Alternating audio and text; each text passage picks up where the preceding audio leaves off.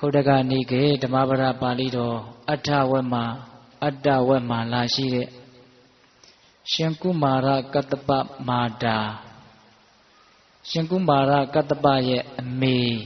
ရှင်ကုမာရကတ္တပဆိုတာပိဿပေါင်းသူတော်ကောင်းတို့သိကြပါလိမ့်မယ်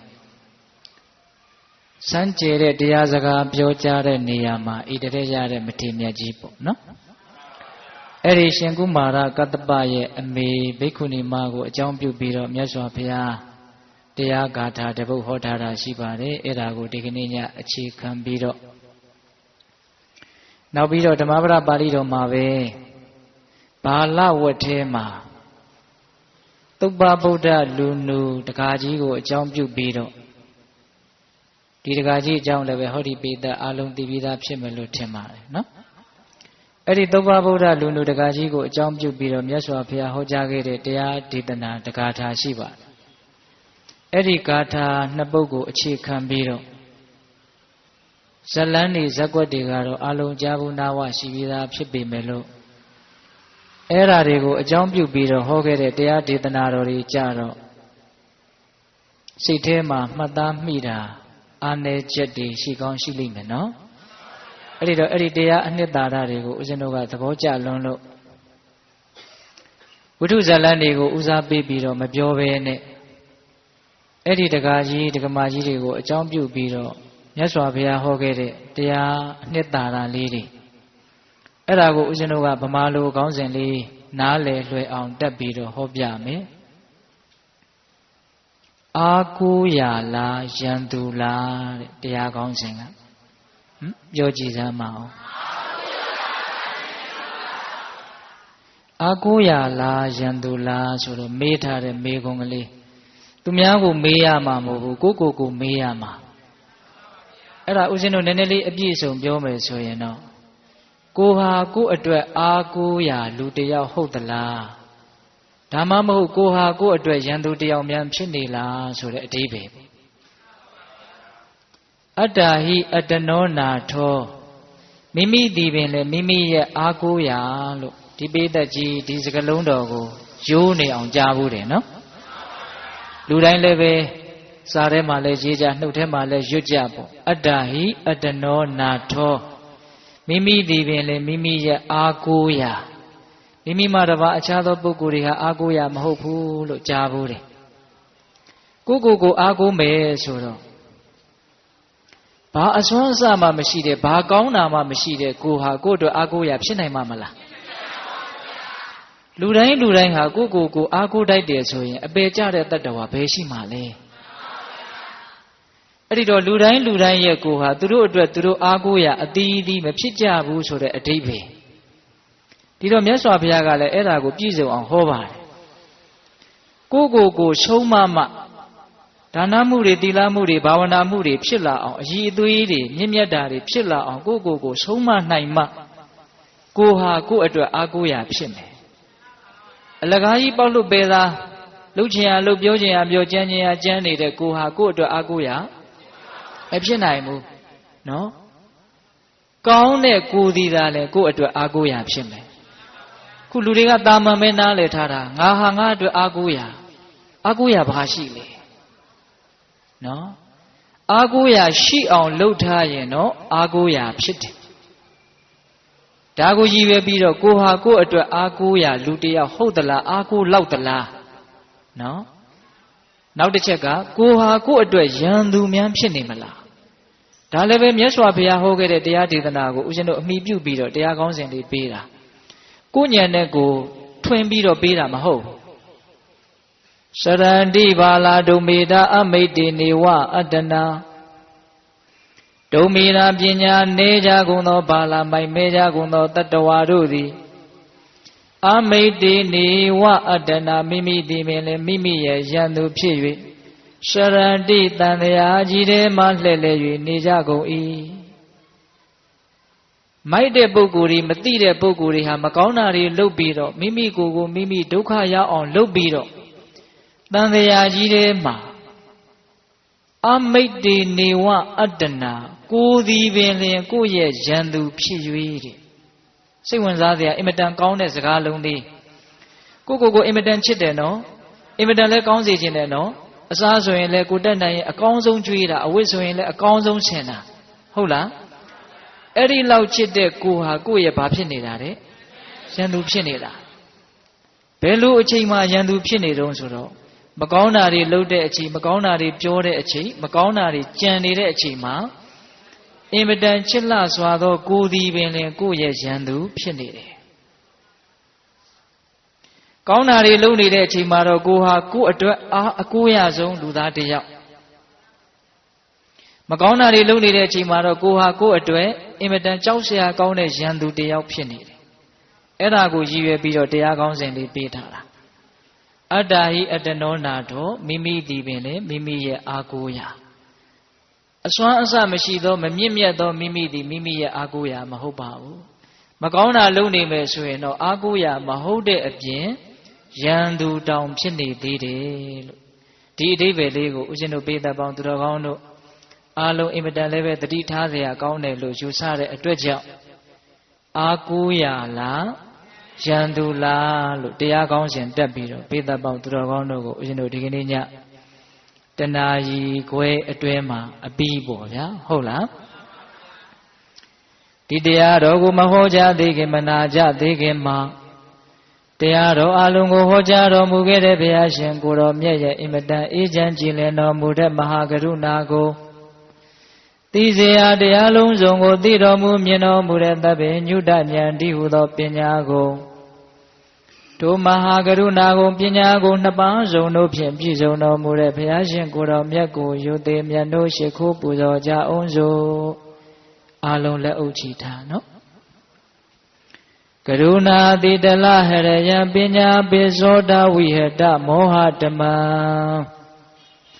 သန္တရမရလောကကရဝနေတုကတံဂတိဝိမု ddha ကရုဏာတိတလဟရယမဟာကရုဏာတော်ဖြင့်အေးမြသောစိတ်နှလုံးလည်းရှိတော်မူပါ၏ထသောပညာပိသောတဝိဟတမောဟတမံအရဟတမေတိဟုသောအရာဝလင်းဖြင့်ဝိဇ္ဇာတိဟုသောမိုက်မောင်းကိုဖယ်ခွာတော်မူပြီးထသောသန္တရမရလောကကရုံလူနှင့်မြမတတဝအနန္တတို့ဤကြောက်တီတန်တုအလေးကရုပြုရာတဆူရီသောဆရာသခင်လည်းဖြစ်တော်မူပါ၏ထသောဂတိဝိမု ddha ဒေဝမနုဿန္တိတရားနှင့်ပေတတလိဆံလာယရှိငါးတန်သောဂတိတို့မှလီအထူးသဖြင့်ကင်းလွတ်တော်မူပြီးထသောသူကတသတ္တဝါတို့ဟာအကျိုးများကြောင့်ဟုတ်မှန်သောစကားကောင်းကိုသာမျက်ဆိုတော်မူပါ၏ထသောဗုဒ္ဓံသစ္စာလေးရတရားမြတ်ကိုလက်ပေါ်တင်တာပရမများကဲ့သို့ပြတ်သားထင်ထင်သိမြင်ပေတတ်ဘုရားရှင်ကိုယ်တော်မြတ်ကြီးကိုမေယံတရားဟောပုဂ္ဂိုလ်တရားနာပုဂ္ဂိုလ်ခေါ်ဆိုပညတ်ပရမတ်မှမူယုံနာနှပြဖြစ်ကြပါသောဘုရားတပည့်တော်တို့သည်ဝိနေဝနာမှာကာယဝစီမနောကြည်၍သုံးလီဒွါရပနာမဖြင့်ဒုက္ခယုကျိုးလက်ဆောင်မူကားရှိခိုးဥညွတ်ပါ၏မြတ်စွာဘုရား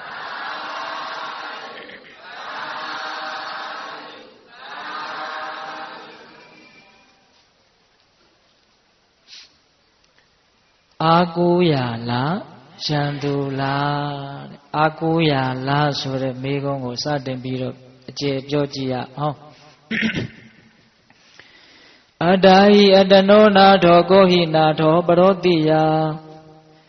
အတ္တနာဟိသုတံတေနနာထလပတိတုံလပံအတ္တဟိမိမိသည်ပင်လင်အတ္တနောမိမိဤနာထောအာကိုးရပါပေတည်းပရောမိမိမှာတပါးချသောကိုယ်ပဲမြည်သောပုဂ္ဂိုလ်သည်နာထောအာကိုးရသည်တိယဖြစ်နိုင်ပါအနိအတ္တနာဤမိမိသည်သာလျင်သူတံဒေနကောင်းစွာဆုံးမသဖြင့်ဒုံလပံရနိုင်ခဲ့သောနာထံအာကိုးရစင်မှန်ဆိုတဲ့တရားသူတရားမြတ်ကိုလပတိမုတ်ချပိုင်ပိုင်ရနိုင်ပေ၏အဓိပ္ပာယ်၃မျိုးပြပါတယ်ဒီဂါထာလေးကအတ္တဟိအတ္တနောနာထောမိမိသည်ပင်လျင်မိမိရဲ့ အာကိုရာကောဟိနာထောပရောတိယမိမိမှတပါအခြားသောပုဂ္ဂိုလ်တွေဟာမိမိအတွက်အာကိုရာမဖြစ်နိုင်ဘူးနော်အတ္တနာဟိသုဒ္ဓံတေနနာထံလပတိဒုံလပံကိုကောင်းကောင်းဆုံးမခြင်းအားဖြင့်ရနိုင်ခဲ့တဲ့အာကိုရာကိုရနိုင်ပါတယ်တဲ့ဒီပဲဘယ်တစ်ချက်လဲ၃ချက်အဲ့ဒါလေးကိုနည်းနည်းလေးအကျယ်ချက်ပြီးတော့ပြောကြည့်ရအောင်မိမိတည်ပင်လေမိမိရဲ့အာကိုရာအင်မတန်မှန်တဲ့စကားအပေါ်ယံပဲတွေးလေးလေးနက်ပဲတွေးလောကကြီးရနဲ့ပဲတွေးဓမ္မကြီးရနဲ့ပဲတွေးကိုယ်သာလျင်ကိုယ့်အတွက်အားကိုးရဆိုတဲ့စကားဟာအင်မတန်မှန်ကိုယ်စားမှကိုယ်ဝကိုယ်သွားမှကိုယ်ရောက်ကိုယ်လုံးမှကိုယ်ရဟုတ်ရလားတပါးသောသူတွေကကိုယ့်ကိုကူညီနေတာတွေပေးကမ်းနေတာတွေဖေးမနေတာတွေကျေးဇူးပြုနေတာတွေမရှိဘူးလို့မဆိုလိုပါဘူးရှိပါတယ်အဲ့ဒါတွေလည်းရှိပါတယ်တေးချာတွေးကြည့်စမ်းပါ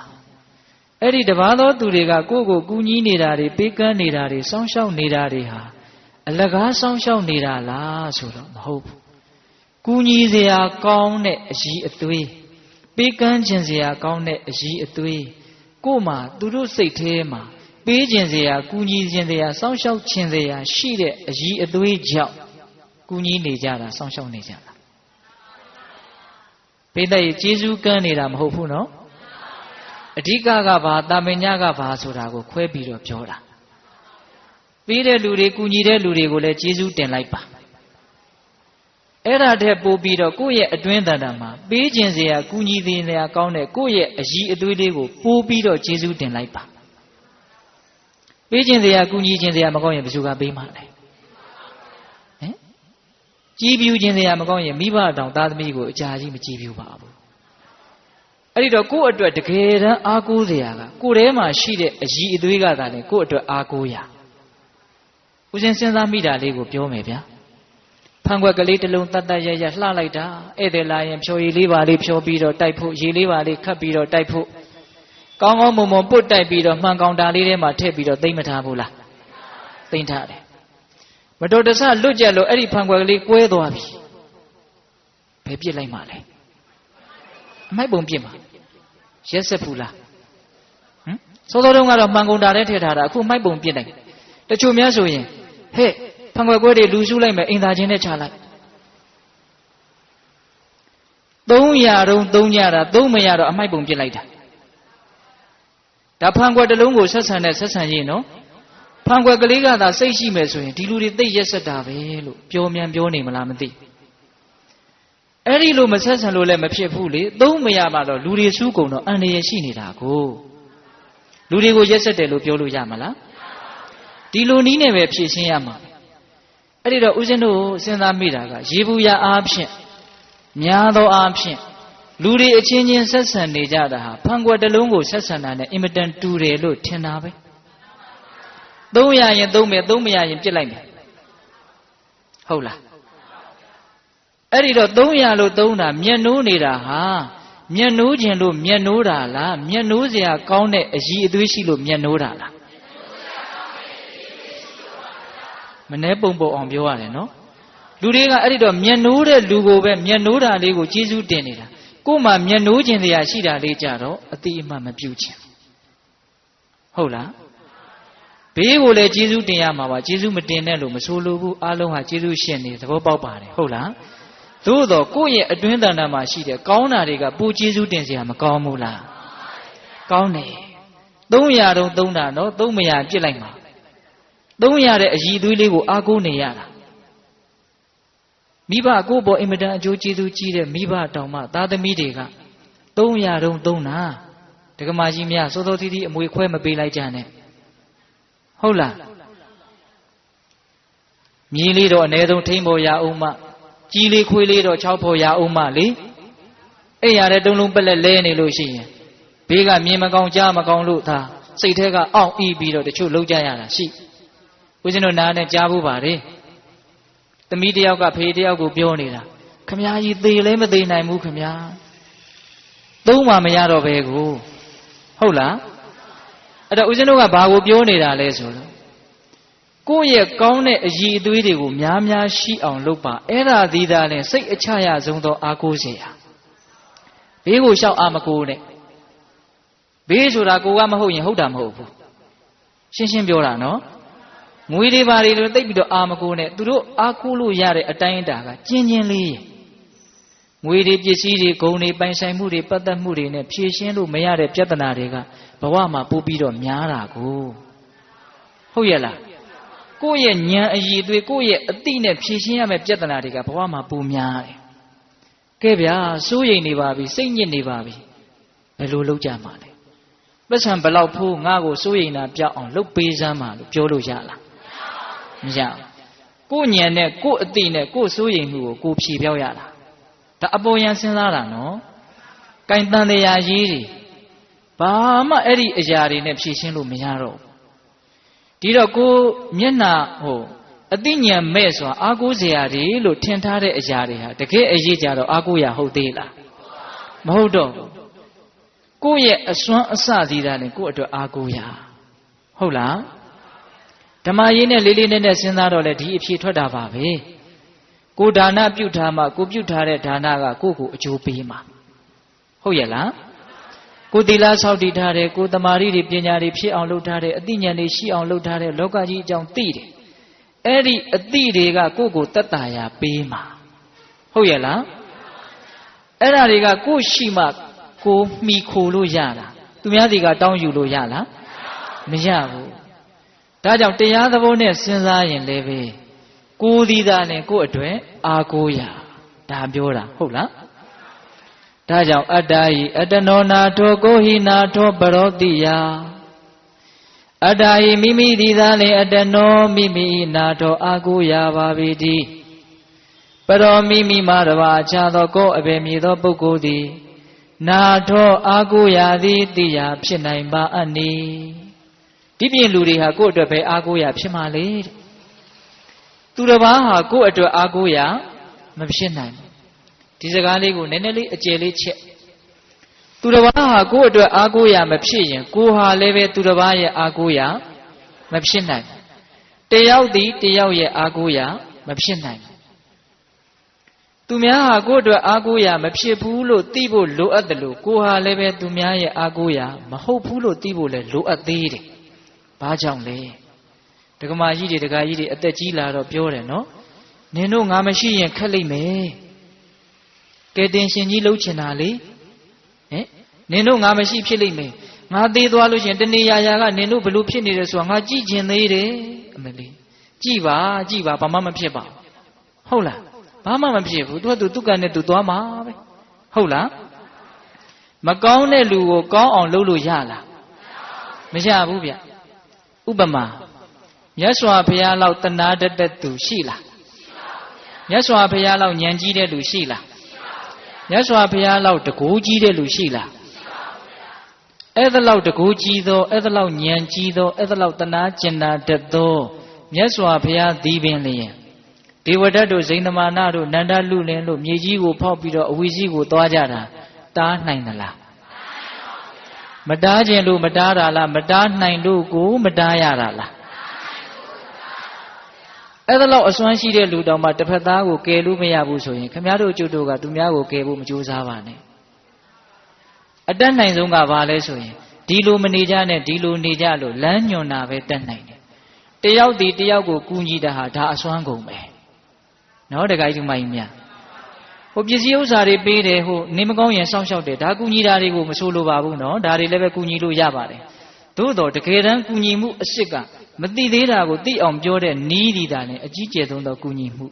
ဒါကိုဆိုလိုတာအပေါ်ယံလေးတွေ့ပြီးတော့အကြအနတွေလည်းကောက်မနေနဲ့အိုး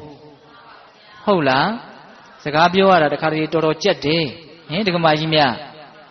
ဟုတ်လားအေးဒါကြောင့်မြတ်စွာဘုရားတောင်မှ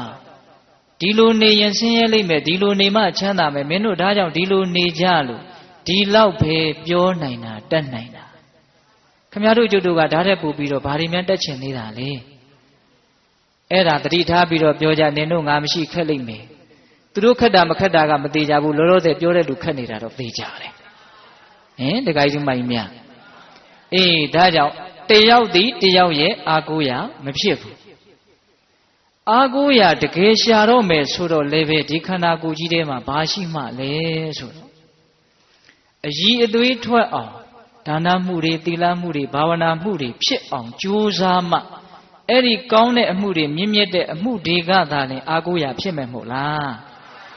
ဒီယုတ်ခန္ဓာကိုယ်ကြီးကလည်းမကြခင်သင်္ချိုင်းမှာပြည့်ရမှာလေစိတ်တွေကလည်းပဲဖြစ်ပြက်နဲ့ချုပ်သွားတာလေဟုတ်လားအဲ့ဒီတော့တကယ်အာကိုမယ်ဆိုပြန်တော့လည်းပဲကောင်းတာလေးကလွယ်လို့အခြားအာကိုရာရှိလားအဲ့ဒီကောင်းတာလေးကလည်းအလကားရမှာလားဆုံးမမှရမှာလားအဲ့ဒါကြောင့်မြတ်စွာဘုရားကဆုံးမနိုင်မှတကယ်စစ်မှန်တဲ့အာကိုရာကိုရမယ်တဲ့ဒီဂါထာလေးဟောတာအင်မတန်ကောင်းတယ်နော်တခါကြီးမိုင်မြဒါကြောင့်ဒီလောက်အနှစ်သာရရှိတဲ့တရားဂါထာကိုမြတ်စွာဘုရားဘုဇုကိုအကြောင်းပြုပြီးတော့ဟောတာလေဆိုတာလေးကပိုတောင်စိတ်ဝင်စားစရာကောင်းနေတယ်စောစောကပြောခဲ့တယ်နော်ရှင်ကုမာရကတ္တပမထေမြတ်ရဲ့မေတော်ဘိက္ခုနီမကိုအကြောင်းပြုပြီးတော့ဟောတာအဲ့ဒီဘိက္ခုနီမကြီးကဘိက္ခုနီမမဝိခင်တုန်းကရာဇဂြိုလ်မြို့ကအင်မတန်ချမ်းသာကြွယ်ဝတဲ့တထေသမီးတစ်ယောက်နော်အင်မတန်လိမ္မာရေးချမ်းရှိတယ်ဘာသာရေးကိုအင်မတန်စိတ်ဝင်စားတယ်နူးညံ့ပျော့ပြောင်းတယ်ငယ်ငယ်လေးတွေကစပြီးတော့တန်တရားဝတ်ကလွတ်အောင်ယုံမယ်လို့ဒီစိတ်ကူးနဲ့မိခင်ဖခင်ကျေးဇူးရှင်တို့ကိုယဟန်ပြုပါရစေလို့ခွန်တောင်းတယ်ခွန်မပေးဘူးတူရီတော်သမီးလေးအမွေဆက်ခံမှုပြတ်တောက်သွားမှဆိုလို့ဟုတ်လားအဲ့ဒီတော့သမီးလေးကသမီးလိမ္မာဆိုတော့အမေဖေကိုစိတ်ညစ်အောင်မလုပ်ဘူးလင်းယောက်ျားရဲ့အိမ်ကိုရောက်မှလင်းယောက်ျားကိုအနူးညွတ်ခွင့်ပန်ပြီးတော့ငါယဟန်ပြုမယ်လို့စိတ်ထဲကအဲ့ဒါလိုတေးထားတာနော်အဲ့ဒါနဲ့အချိန်တန်ရွယ်ရောက်တော့မိခင်ဖခင်တွေကအမျိုးတူအရှင့်တူသူတို့သားတစ်ယောက်နဲ့မျိုးသားတစ်ယောက်နဲ့လက်ထပ်ထိမ်းများပေးတယ်အဲ့ဒါလင်းအိမ်ကိုလိုက်သွားရတာပေါ့အမျိုးသမီးလေးကအဲ့ဒါတနေ့တော့ရာဇဂြိုလ်မြို့ရဲ့နတ်ခတ်ပွဲသဘင်တောင်ထိပ်နတ်ခတ်ပွဲသဘင်ဆိုတာအင်မတန်စီကားတယ်တမျိုးလုံးယုံအုံနဲ့ပြီးလိမ်ပြင်းရှင်းပြီးတော့ပျော်ဖို့ရွှင်ဖို့တာဆူပြီးတော့လမ်းမှာလူတွေကြိတ်တိုးသွားကြတာပေါ့အဲ့ဒီချိန်မှာအဲ့ဒီကလေးမကသူတို့အိမ်ရဲ့လေသာပတင်းကနေပြီးတော့အဲ့ဒီလူတွေကိုကြည်ပြီးကြည်စမ်းမသေးတော့မဲ့အတိုင်းလူတွေအင်မတန်တန်ဖိုးရှိတဲ့အလုပ်တွေကိုလုံနိုင်ခွင့်ရှိပါလေခင်တဲ့အဲ့ဒီအခွင့်အရေးတွေကိုအလဟတ်ဖြုံးတီးနေတာသူကအဲ့ဒါလိုမြင်တာနော်ဟိုလူတွေကပျော်ဖို့ကြိုးစားနေတာသူကအဲ့ဒါလိုမြင်နေတာဟုတ်လားအဲ့ဒီတော့သူ့ယောက်ျားကအနားလာပြီးတော့ရှင်မမင်းဘလို့ဖြစ်နေတာတော့သူများတွေပျော်ပါပြီးတော့တခါတဲ့ရှင်ပြီးတော့တက်ကြွနေတဲ့အချိန်မှာမင်းကမှိုင်းပြီးတော့ဘာတွေများစဉ်းစားနေတာတော့အမှန်ကတော့မှိုင်းနေတာမဟုတ်ပါဘူးသူ့အတွေးနဲ့သူလေးလေးနက်နက်စဉ်းစားနေတာနော်အဲ့ဒီတော့အဲ့ဒီအမျိုးသမီးလေးကပြန်ပြောတယ်တဲ့အရှင်သူပြောတာတွေကိုပြန်ပြောရရင်တရားတစ်ပုဒ်ဖြစ်လိမ့်မယ်ဗျသူကတရားဟောတာပါပဲအမှန်ကတော့ဒါပေမဲ့အကြမ်းမြင်လေးတော့ပြောပြမယ်နော်သူညံဘလောက်ရင့်ကျက်နေတယ်လဲဆိုတာရိပ်မိအောင်လို့ပေါ့ဒီခန္ဓာကိုယ်ကြီးဟာနတ်ကဖန်ဆင်းတာလည်းမဟုတ်ဘူးမြမာကဖန်ဆင်းတာလည်းမဟုတ်ဘူးတဲ့အထဲထဲမှာရွှေတွေငွေတွေကြောက်တံပရမများတွေထည့်ထားတာလည်းမဟုတ်ဘူးတဲ့တကယ်စင်စစ်ဆက်စုပ်ယွန်ရှာပွဲမျက်စိနဲ့မှကြည့်ကျင်စရာမကောင်းတဲ့အရာတွေကိုအတွင်းထဲမှာအပြည့်ထည့်ထားတာတဲ့ယူလေးပြောတာနော်တကယ်ကြီးမိုက်မယ်တကယ်တမ်းတော့ဒီခန္ဓာကိုယ်ကြီးဟာစိုးရိမ်မှုတို့ရဲ့တရားငိုကြွေးခြင်းတို့ရဲ့ဖြစ်ပွားရာညှင်းဆဲမှုအာလုံးတို့ကိုခံယူရာခန္ဓာကိုယ်ကြီးကိုပြောနေတာအရိယာသူတော်ကောင်းကြီးတို့ကဲ့ရဲ့ရှုံချတဲ့အရာခန္ဓာကိုယ်ဆိုတာလူမိုက်တွေအင်မတန်မက်မောတဲ့အရာအင်မတန်ကြစ်လက်သိပ်သီးတဲ့အသုံးအနှုန်းတွေနဲ့ပြောတာဗျဒီခန္ဓာကိုယ်ကြီးကိုအတွင်းကအရာကိုပြင်မဲ့မြန်လှန်ထားမယ်ဆိုရင်ဒုတ်ကင်ပြီးတော့ခွေးတွေကြီးတွေကိုတဟဲ့ဟဲ့ခြောက်နေရမယ်အရာမှန်လားအဲ့ဒါအပေါ်ယံအရေပြားလေးဖုံးထားလို့အမှန်အတိုင်းမသိတဲ့အရာအပေါ်ယံအရေပြားလေးပါလေးတကူလုံးမှာဖုံးထားတာရှိတယ်လေအဲ့ဒီအရေပြားလေးဂျွတ်ဂျွတ်အိတ်လေးလောက်တောင်ထူမှာမဟုတ်ဘူးဟုတ်လားအဲ့ဒါလေးကိုခွာပြီးတော့လုံးမယ်ဆိုရင်ဦးဇင်းတို့ကျမ်းဂန်တွေကပြောတယ်ဇီးဇီးလောက်ပဲရှိမယ်တဲ့ခမရတို့ကျွတ်တို့ရဲ့ဉာဏ်ကလည်းဘလောက်ထိတုံတယ်လဲဆိုလို့ရှိရင်လေအဲ့ဒါလောက်ပါတဲ့အရေပြားလေးကိုတောင်မဖောက်နိုင်ဘူးတုံးလိုက်ပုံကတော့ မချွန်လို့မထက်လို့ပေါ့ဟုတ်လားအဲ့ဒီအရေပြားအောင်မဲ့ဘာတွေရှိတယ်လို့မြင်သလားအပေါ်ရန်တင်တင်းနေတာနော်ဒါကြောင့်လူမိုက်တွေအင်မတန်မမောတဲ့ခန္ဓာတဲ့သူပြောပြတယ်အဲ့ဒါလို့ခန္ဓာကိုယ်ကြီးကိုပြင်ဆင်ပြီးလိမ့်ပြီးတော့နေခြင်းဟာမစင်အိုးကိုဆေးချေတယ်လို့နေမှာပဲတဲ့လိမ့်လာတဲ့လူတွေအားတော့နာပါတယ်ဗျာဒကမာကြီးတွေအဲ့ဒါ तू ပြောတာဦးစင်းကပြောပြတာဦးစင်းပြောတာမဟုတ်ဘူးဟုတ်လားဦးစင်းတို့လည်းပဲအဲ့ဒါလောက်ထိညံကမရှင်းသေးပါဘူးဟုတ်လားကိုဖီးလိမ့်ပြင်ဆင်နေခြင်းဟာမစင်အိုးကိုဆေးချေတယ်လို့နေမှာပဲတဲ့အဲ့ဒါလိုလေးပြောတာဦးစင်းကတော့ချီးကျူးပါတယ်အင်မတန်ပြောတတ်သောအမျိုးသမီးလို့အဲ့ဒီလိုပြောတော့အဲ့ဒီတကာကဘာပြန်ပြောတုံဆိုတော့ရှင်မရဲ့မင်းအဲ့ဒါလောက်တရားသဘောတွေကိုစိတ်ဝင်စားနေတယ်တန်ဝေကတွေအဲ့ဒါလောက်ရနေတယ်ဆိုလို့ရှိရင်မင်းဘောင်းမဲကြောင့်အိမ်အောင်ပြုတော့တဲ့ဒါလည်းမေးသင့်တာပဲနော်အဲ့ဒီတော့မှသူကအကျိုးအကြောင်းအကုန်ပြောပြတယ်အမေအဖေကခွင့်မပြုလို့အရှင်သာခွင့်ပြုမယ်ဆိုရင်ဒီကနေ့ပဲယဟန်ပြုခြင်းပါတယ်သူတန်တရားဝတ်ကလွတ်အောင်လုပ်ပြရရှိလင်ယောက်ျားကလည်းဉာဏ်ကြီးတဲ့ပုဂ္ဂိုလ်သဘောထားပြည့်ဝတဲ့ပုဂ္ဂိုလ်ဆိုတော့မြင့်မြတ်တဲ့အလုပ်ကိုငါလုံးဝအားပေးတယ်အဲ့ဒါနဲ့သူ့မိမကိုထမ်းစင်ပေါ်တင်ပြီးတော့တကယ်ကိုသာသာနာနာကျောင်းတော်ကိုပို့ပြီးတော့ဘိက္ခုနီမပြုပေးတာအဲ့ဒါ तू မသိတဲ့အချက်ကသူ့ရဲ့ဝမ်းပိုက်ထဲမှာပဋိသန္ဓေပါလာတယ်ဆိုတဲ့အချက်ကိုအဲ့ဒီအမျိုးသမီးလေးမသိဘူးပြီးတော့ဒေဝဒတ်တို့ရဲ့အသင်အပင်ဘိက္ခုနီမတွေရဲ့ထံမှာယဟန်ပြုရဲ့နေတာဆိုတာလဲ तू မသိဘူးအဲ့ဒီလိုနဲ့ तू ဘိက္ခုနီမဘဝမှာတကယ်ကိုပဲတရားနှလုံးကျင့်သုံးပြီးတော့တည်တည်ငြိမ်ငြိမ်အေးအေးချမ်းချမ်းနေလာရင်းနဲ့ဒီကိုယ်ဝင်ဟာတဖြည်းဖြည်းနဲ့ထင်ရှားလာတာအဲ့ဒီတော့သတင်းသုံးပေါ်တွေကရှင်မဘလို့ဖြစ်တာတော့ဘလို့ဖြစ်တာလဲတော့ငါမသိဘူးဒါပေမဲ့ငါသီလကတော့ဆင်ခြင်ပါလေအဲ့ဒီတော့ဆရာဖြစ်တဲ့ဒေဝဒတ်စီကိုဘိက္ခုနီမတွေကခေါ်သွားတာအဲ့ဒီတော့ရှင်ဒေဝဒတ်ဆိုတာကလည်းတတိပညာအားနေတဲ့ပုဂ္ဂိုလ်ဆိုတော့အယံကာယောကြီးဆုံးဖြတ်ချက်ချဟေ့လူကိုလဲပေးလိုက်ငါတို့နာမည်ပြက်လိမ့်မယ်သူနာမည်ပြက်မှဆိုတာလူကိုလဲပေးလိုက်တယ်အဲ့ဒါဦးဇင်းတို့ကျမ်းဂန်တွေကဓမ္မပဒထကရာတွေကဘယ်လိုပြောလဲဆိုတော့အမြင့်ကနေပြီးတော့ကြောက်တုံးကြီးကိုဘေးပြီးမကြည့်ဘဲနဲ့အယံကာရောလှိမ့်ချလိုက်တယ်လို့မျိုးဆုံးဖြတ်ချက်ချတာတဲ့ပြီးတဲ့ဥပမာမကောင်းဘူးလားတောင်ထိပ်ပေါ်ကနေကြောက်တုံးကြီးလှိမ့်ချလိုက်တယ်ဘယ်သူတိုက်မယ်မှမသိဘဝတိုက်မယ်မှမသိဘေးပြီးမကြည့်ဘဲနဲ့ရမ်းပြီးတော့လှိမ့်ချကြောက်ရှာမကောင်းဘူးလားအဲ့ဒါလို့ဆုံးဖြတ်ချက်မျိုးချတာဒေဝဒတ်ကအဲ့ဒီတော့အမျိုးသမီးလေးကဘာပြန်ပြောတုံဘိက္ခုနီမလေးကဘာပြန်ပြောတုံဆိုတော့အရှင်ရဲ့သာသနာမှာကျွန်တော်မျိုးမယဟန်ပြုခဲ့တာမဟုတ်ဘူးမြတ်စွာဘုရားရဲ့သာသနာတော်မှာမြတ်စွာဘုရားကိုရည်မှန်းပြီးတော့ယဟန်ပြုခဲ့တာယဟန်ဖြစ်ကိုလွယ်လွယ်ကူကူရခဲ့တာလည်းမဟုတ်ဘူးဒါကြောင့်ကျွန်တော်မျိုးမကိုမြတ်စွာဘုရားကြီးပို့ပါလို့အဲ့ဒါလို့သူတောင်းပန်တာအဲ့ဒါနဲ့ဘုရားကြီးရောက်သွားဆိုကြစို့နော်မြတ်စွာဘုရားကသိတယ်ဒီဘိက္ခုနီမသီလစင်ကြယ်တယ်ဆိုတာသိတယ်ဒါပေမဲ့အများတန်တရားဝင်ပါဆိုလို့မြတ်စွာဘုရားမဆုံးဖြတ်ဘူး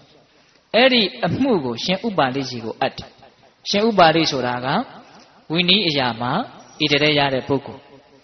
ရှင်ဥပါလိကလည်းဉာဏ်ကြီးတဲ့ပုဂ္ဂိုလ်သိတယ်ဒါကိုသိပေမဲ့လို့အမှုကိုအမှုနဲ့တူအောင်ဆုံးဖြတ်ရတာကိုအဲ့ဒါနဲ့အနာရဘိန်တို့ဝိသခါတို့မြို့မြတ်တဲ့ဘုန်းတွေအကုန်ခေါ်ပြီးတော့ဘိက္ခုနီမလေးကိုဝိသခါကျောင်းအမကြီးစီကိုအပ်တယ်ဘယ်တုန်းကရခဲ့တဲ့ကိုဝင်လေဒါကိုသိအောင်လို့ဒီတော့ဝိသခါကတင်းတိမ်ကလကာတွေကာပြီးတော့စစ်ဆေးတယ်လူဘဝကရခဲ့တဲ့ကိုဝန်လို့ဆုံးဖြတ်တယ်အဲ့ဒီလိုရှင်ဥပါလိကိုလျှောက်တော့ရှင်ဥပါလိကအဲ့ဒီလိုဆိုရင်သီလဝိသုဒ္ဓိဖြစ်တယ်လူဝလဲเสียမလိုဘူးလို့အမှုကိုအဲ့ဒါလိုဆုံးဖြတ်တယ်အဲ့ဒါနဲ့ဘိက္ခုနီဘဝမှာဆက်ပြီးတော့နေထိုင်တယ်9လကျော်10လရောက်တော့ရွှေရောင်အစင်းရှိတဲ့သားယောက်ျားလေးဖွားတယ်အဲ့ဒီကလေးလေးကရှင်ကုမာရကတ္တပဖြစ်လာတာလာသားလေးအရွယ်ရောက်တော့ကောသလဘုရင်ကကျောင်းတော်ကိုရောက်လာတော့ကလေးငိုသံကြားတယ်ဘာဖြစ်တာတော့ဒီလိုဒီကျောင်းပဲအရှင်မတွေနဲ့ကလေးငိုသံနဲ့မအပ်ဆက်ပါဘူးအဲ့ဒီတော့ငါမွေးမယ်ဆိုပြီးတော့အဲ့ဒီကလေးကိုရှင်ဘုရင်ကယူသွားတာဒီလာသားလေးကိုကိုယ့်ရဲ့ရင်ဝင်ကဆွဲထုတ်သွားတော့မိခင်တယောက်အနေနဲ့ဘယ်လိုခံစားရမလဲတက္ကမကြီးတွေအမြဲတမ်းသားတော်ကနဲ့မျက်ရည်ဝိုင်းနေမှာပေါ့ဟုတ်လား ဒါပေမဲ့ဘယင်ကြီးလှုပ်တဲ့အလုပ်ကလည်းပဲတင့်တယ်လျှောက်ပတ်တဲ့အလုပ်ဖြစ်နေတော့တင့်တဲ့အလုပ်ဖြစ်နေတော့ तू မငင်းတာအဲ့ဒါနဲ့နေရှိတဲ့၍ဒီသားတော်ကနဲ့ तू နေတာဒီဘိက္ခုနီမလေးစောစောတုန်းကတရားအမြင်နေအင်မတန်ရင့်ကျက်နေပေမဲ့လို့မိမိရင်သွေးနဲ့ပတ်သက်လာတော့တရားနှလုံးကိုကောင်းကောင်း तू မကျင့်သုံးနိုင်ဘူးအဲ့ဒါလိုဖြစ်တယ်အဲ့ဒါနဲ့ဒီသားလေးက9နှစ်သားအရွယ်လေးရောက်လာတော့ပြေးလွှာဆော်ကစားအချင်းချင်းရံဖြစ်ကြတော့ဟဲ့အမိမဲ့သားအဖမဲ့သားအဲ့ဒီလိုပြောခံရတော့ကလေးကဘယင်ကြီးကိုသွားပြီးတော့မေးတာအမေဘယ်သူလဲဟောဒီမောင်မတွေဟာမင်းအမေတွေပေါ့အမေဆိုတာတယောက်ပဲရှိရတာနော်ဟာငါဒီကလေးကိုတော့လှည့်စားလို့မဖြစ်ဘူးဆိုပြီးအမှန်တိုင်းပြောတာမင်းရဲ့အမေဟာဘိက္ခုနီမတစ်ပါးပဲဆိုတော့ကလေးကအင်မတန်တန်ဝေကရတယ်လို့ဆိုတယ်အဲ့ဒါနဲ့ဘယင်ကြီးကိုခွန့်တောင်းတယ်သူအခုပဲကိုရင်ဝိပ္ပယစီရှင်သာမဏေပြုပေးပါအဲ့ဒါနဲ့ကလေးလေးကကျောင်းတော်မှာကိုရင်ဝိကလေးအနေနဲ့ရောက်လာတာအဲ့ဒီတော့မြတ်စွာဘုရားကစားစရာလေးတစ်စုံတရာပို့လို့ရှိရင်ဟဲ့ကတ္တပကိုပေးလိုက်စမ်းကလေးနာမည်ကကတ္တပဘယ်ကတ္တပတုံးဗျာကတ္တပတွေကအများကြီးဟေးမင်းသားကဖြစ်လာတဲ့ကုမာရကတ္တပကိုပေးလိုက်အဲ့ဒီမှာသူ့ရဲ့နာမည်ကိုကုမာရကတ္တပလို့တွင်တာနော်ပြောမယ်ဆိုတော့လည်းလိပ်ပတ်လိုက်အောင်ပြောရတယ်ဟုတ်လားအဲ့ဒီလိုနဲ့အဲ့ဒီရှင်ကုမာရကတ္တပကိုရင်ကလေးတဖြည်းဖြည်းနဲ့ကြီးလာတော့ယဟန်ပြုမအေကတော့သားကိုတွေ့တယ်လက်မတွေ့တယ်လက်နဲ့ဒီလိုပဲနဲ့အဝေးကနေလွမ်းပြီးတော့နေရတာပေါ့ဟုတ်လားအဲ့ဒါနဲ့ယဟန်သစ်ကလေးဖြစ်တဲ့ရှင်ကုမာရကတ္တပတရားနှလုံးကျင့်သုံးမိမလို့တရားဓုမရမရတော့မြတ်စွာဘုရားကြီးကနေကမ္မထံဘာဝနာတွေတောင်းပြီးတော့အန္တဝံတောအုပ်သေးကိုသပိတ်တစ်လုံးသင်္ကန်းသုံးတယ်နဲ့ထွက်သွားတာတရားကျင့်မယ်အဲ့ဒီသတင်းကိုမေတော်ဘိက္ခုနီမကြီးကကြားလာငါသားတောထွက်သွားပြီတဲ့ငါသားကိုဒီနေ့ကစပြီးငါမတွေ့ရတော့ဘူးအဲ့ဒီလိုနဲ့နေတာအဲ့ဒါတောထဲရောက်တော့ဘလောက်ကြာတော့ဆိုရင်12နှစ်လောက်ကြာတယ်အဲ့ဒီတော့မှသူတရားဓုရတယ်တရားဓုရပုံလေးကလည်းစိတ်ဝင်စားစရာကောင်းတယ်အနာဂံမြမကြီးအရင်ဘဝတုန်းကသူနဲ့တငယ်ချင်းတော်ဆက်ခဲ့တာကတ္တပမြတ်စွာဘုရားလက်ထက်တုန်းကယဟန်တော်9ပါးတောင်ထိပ်ကိုတက်ပြီးတော့တရားအထုတ်တာဒီလူတွေကြားဘူးပါတယ်နော်ကျိုးလေကားနဲ့တက်ပြီးတော့လှေကားကိုဖြုတ်ချတာတရားဓုရရင်ရမရရင်အသေးအဲ့ဒါလောက်တရားကိုမျက်နှိုးတာအဲ့ဒါတပါးကယဟန္တာဖြစ်တယ်လေယဟန္တာဖြစ်တော့ငါရှင်တို့ကိုငါဆုံးခံကြွေးမယ်ဟေးအစာတုန်းကအဲ့ဒီဂတိကဝတ်မပါဘူးတို့လက်မခံနိုင်ဘူးသင်ချမ်းသာရကြွလက်မခံဘူးဗျအဲ့ဒါနဲ့တပါးကြွသွားရောနောက်တပါးကအနာဂံဖြစ်တယ်ဇံပင်ញင်မှာရတယ်သင်တို့ကိုငါဆုံးခံကြွေးပေးရစီလက်မခံဘူးအဲ့ဒီအနာဂံမထေကသုတိစိတ်ကြတော့ဗြဟ္မပြည်မှာဗြဟ္မာသွားဖြစ်တာကျန်တဲ့၅ပါးဘာတရားဓုမှမရဘဲနဲ့အဲ့ဒီတောင်ပေါ်မှာတင်အစာရည်စာပြတ်ပြီးတော့ပြန်တော်မူတယ်ပေါ့အဲ့ဒီ၅ပါးတွေကတပါးကရှင်ကုမာရကတ္တပနော်အဲ့ဒီမှာအနာဂံဗြဟ္မာကြီးကငါတငယ်ချင်းတွေဘယ်ရောက်နေတော့ဩအန္တဝံတောထဲမှာရှင်ကုမာရကတ္တပတရားနှလုံးကျင့်သုံးနေပါလားတရားဓုရအောင်ငါအကူအညီပေးမယ်ဆိုပြီးတော့သူကဆင်းလာတာဆင်းလာပြီးတော့ပြဿနာ15ချက်မေးတာအဲ့ဒီပြဿနာ15ချက်ကိုရှင်ကုမာရကတ္တပမဖြေနိုင်ဘူးအင်မတန်ဉာဏ်ကောင်းတဲ့ပုဂ္ဂိုလ်ပါရှင်ကုမာရကတ္တပဒါပေမဲ့မဖြေနိုင်ဘူးအဲ့ဒီမေခွန်း15ချက်ကိုလက်ဆောင်အနေယူပြီးတော့မြတ်စွာဘုရားကိုသွားပြီးတော့မေးတော့မြတ်စွာဘုရားကအဲ့ဒီ15ချက်ကိုဖြေတယ်အဲ့ဒီအမေးအဖြေကိုဦးဇင်းတို့ဝံမိကသုတ်တံဆိုပြီးတော့သာသနာတော်မှာသံဃာယနာတင်ထားတယ်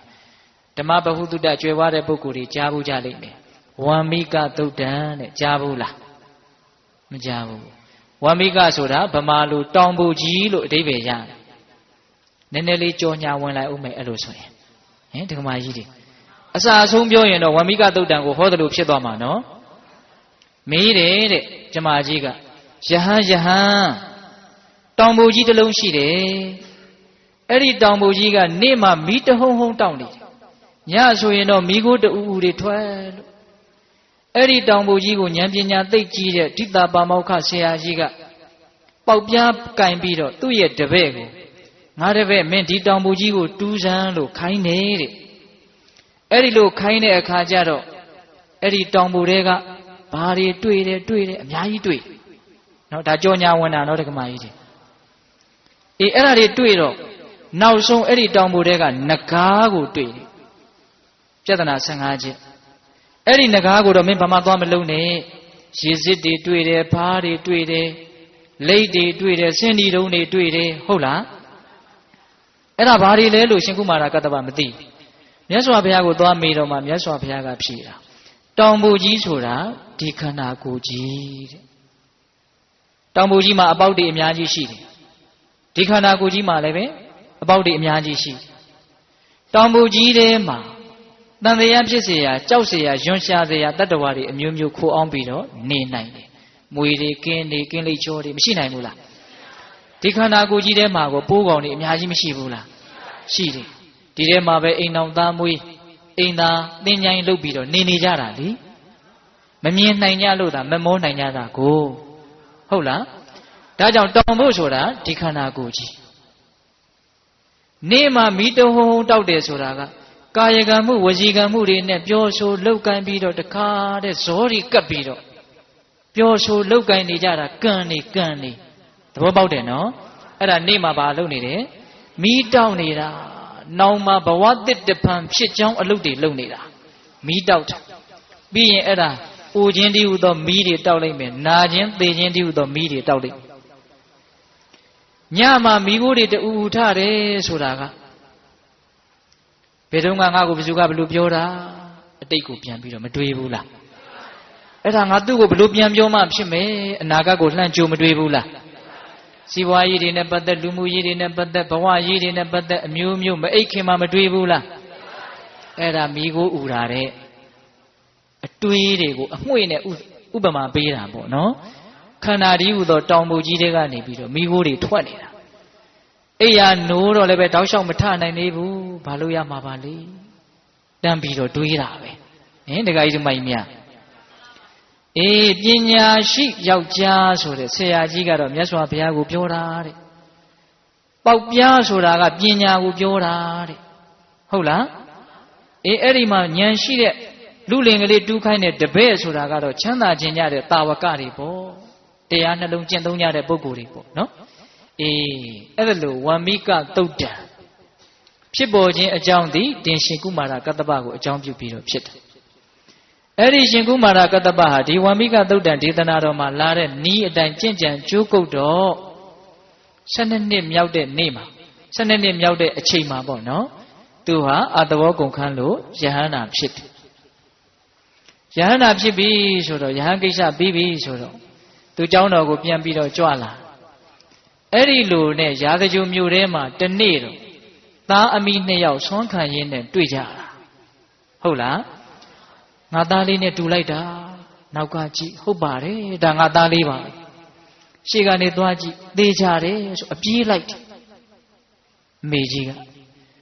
မျက်ရည်တွေစိုးအဲ့ဒါနဲ့သားဖြစ်တဲ့လူကလည်းပဲဩမေတော်ကြီးလိုက်လာတယ်ဆိုတော့ရက်နေ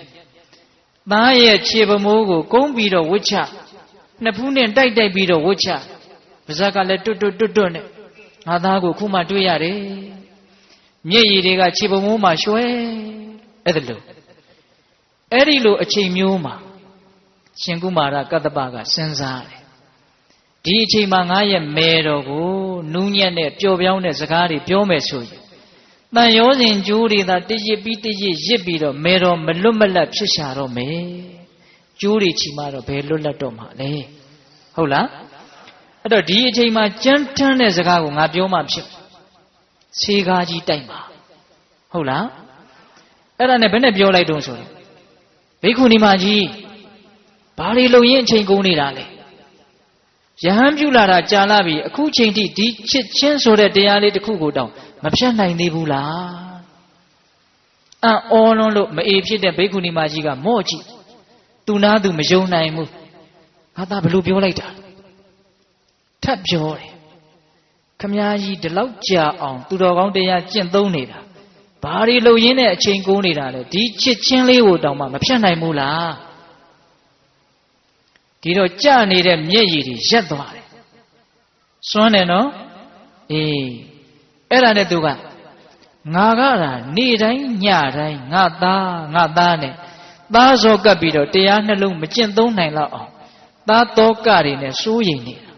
သူကတော့ကြည်စမ်းမအောင်ပြောရလိုက်တာအဲ့ဒါနဲ့မှင်တက်ပြီးတော့သားကိုဝှက်ချပြီးဘာမှနှုတ်တောင်မဆက်တော့ဘူးကျောင်းကိုပြန်သွားတာကျောင်းလေရောက်ပြီဆိုတော့ငါ့ကိုပြောတာချစ်ချင်းလေးတောင်မဖြတ်နိုင်ဘူးလားတဲ့ဟုတ်ပြီဆိုပြီးတော့အဲ့ဒီမှာသူတရားကျင့်တာအဲ့ဒီနေ့မှာပဲအတ္တဝကုန်ခံလို့ယဟန္တာဖြစ်တယ်ရှင်ကုမာရကတ္တပရဲ့ကျေးဇူးဆက်ပုံကလေးတိုက်လိုက်တဲ့ဆေကားကြီးမစွမ်းဘူးလားစွမ်းတယ်နော်သူ့နေရာနဲ့သူပဲနော်တခါကြီးဒီမကြီးများသူ့နေရာနဲ့သူပဲနော်အေးအဲ့ဒါလို့သူတော်ကောင်းကြီးတွေဟာအရှိမြင်တာအဲ့ဒီတော့မှမေတော်ကြီးကသားကိုကျေးဇူးတင်ခြင်းတင်းနေမှာပေါ့ယဟန်တော်တွေကအဲ့ဒီမှာပြောကြကြည်စံသားအမိနှစ်ယောက်ယဟန္တာဖြစ်လို့တကယ့်ကိုအကျိုးရှိသွားကြပြီရှင်ဒေဝဒတ်အလိုရလူကိုလဲပေးလိုက်မယ်ဆိုရင်သူတို့သားအမိနှစ်ယောက်ကိုကျိုးနေပေါ့အခုမြတ်စွာဘုရားကိုအမိပြုရလို့သူတို့ချမ်းသာကြပြီလို့မြတ်စွာဘုရားကိုချီးကျူးကြတာဟုတ်လားအဲ့ဒီမှာမြတ်စွာဘုရားကจิตသားတို့အခုမှဒီသားအမိငါ့ကိုအကြောင်းပြုပြီးတော့ချမ်းသာတာမဟုတ်ဟိုရှိတုန်းကလည်းချမ်းသာဘူးတယ်ဆိုပြီးတော့ဦးဇင်းတို့နိရောဓဇတ်ဆိုတာကိုမြတ်စွာဘုရားဟောတယ်လူငယ်တွေအတွက်အပြေးလွှားလေးပြောပါဦးမယ်ဟုတ်လားတခုသောဘဝတုန်းကဦးဇင်းတို့ဘုရားလောင်းကြီးကနိရောဓဆိုတဲ့အမည်နဲ့ရွှေသမင်ဖြစ်တယ်နောက်ပါအကောင်900လောက်ရှိရှင်ဒေဝရတ်အလောင်းကလည်းပဲတာခဆိုတဲ့အမည်နဲ့ရွှေသမင်ဖြစ်တယ်နောက်ပါအကောင်900လောက်ရှိဗာရာဏသီပြည်ကိုဆိုရတဲ့ပြမရမင်းကသမင်စားအင်မတန်ကျူးတယ်ဒါကြောင့်ရွာသားတွေကိုခေါ်ပြီးတော့အမြဲတမ်းတောလှယ်ရွာသားတွေကအလုတ်ပြက်တော့စိတ်ပြက်ပြီးတော့တိုင်ပင်စည်းဝေးပြီးတော့သမင်အုပ်စုကြီးကိုဘရင်ဥယျာဉ်နဲ့ရအောင်ခြောက်ပြီးတော့သွင်းတယ်ပြီးတော့ဘေးကနေပြီးတော့စီယိုးတွေကာထားလိုက်တယ်အရှင်မင်းတွေကတနေ့တကောင်ပြစ်တက်ပြီးတော့စားပါအပ်ထားခဲ့တာအဲ့ဒီမှာဘရင်ကြီးကတနေ့တကောင်မြားနဲ့ပြစ်တက်ပြီးတော့စားအဲ့ဒီလိုမြားနဲ့ပြစ်တော့သမင်တွေကကြောက်တော့တိုးကြခွေကြခြေထောက်ကြီးကျိုးကြမျက်လုံးတွေကန်းကြအဲ့ဒီတော့သမင်ကောင်းဆောင်2ဦးကတိုင်ပင်နဲ့စီဝေးတယ်သင်ရဲ့အုပ်စုကတကောင်တရက်တစ်လှည့်ငါအုပ်စုကတကောင်တရက်တစ်လှည့်အလှည့်ကြသေးပေးကြကြီးအသက်ခံကြီးသူတို့2ကောင်ကတော့ရွှေရောင်အစင်းရှိလို့မို့ဘုရင်ကြီးကဘေးမဲ့ပေးထားဥပတိတံပတ္တိအကျိုးကျေးဇူးကြီးတယ်နော်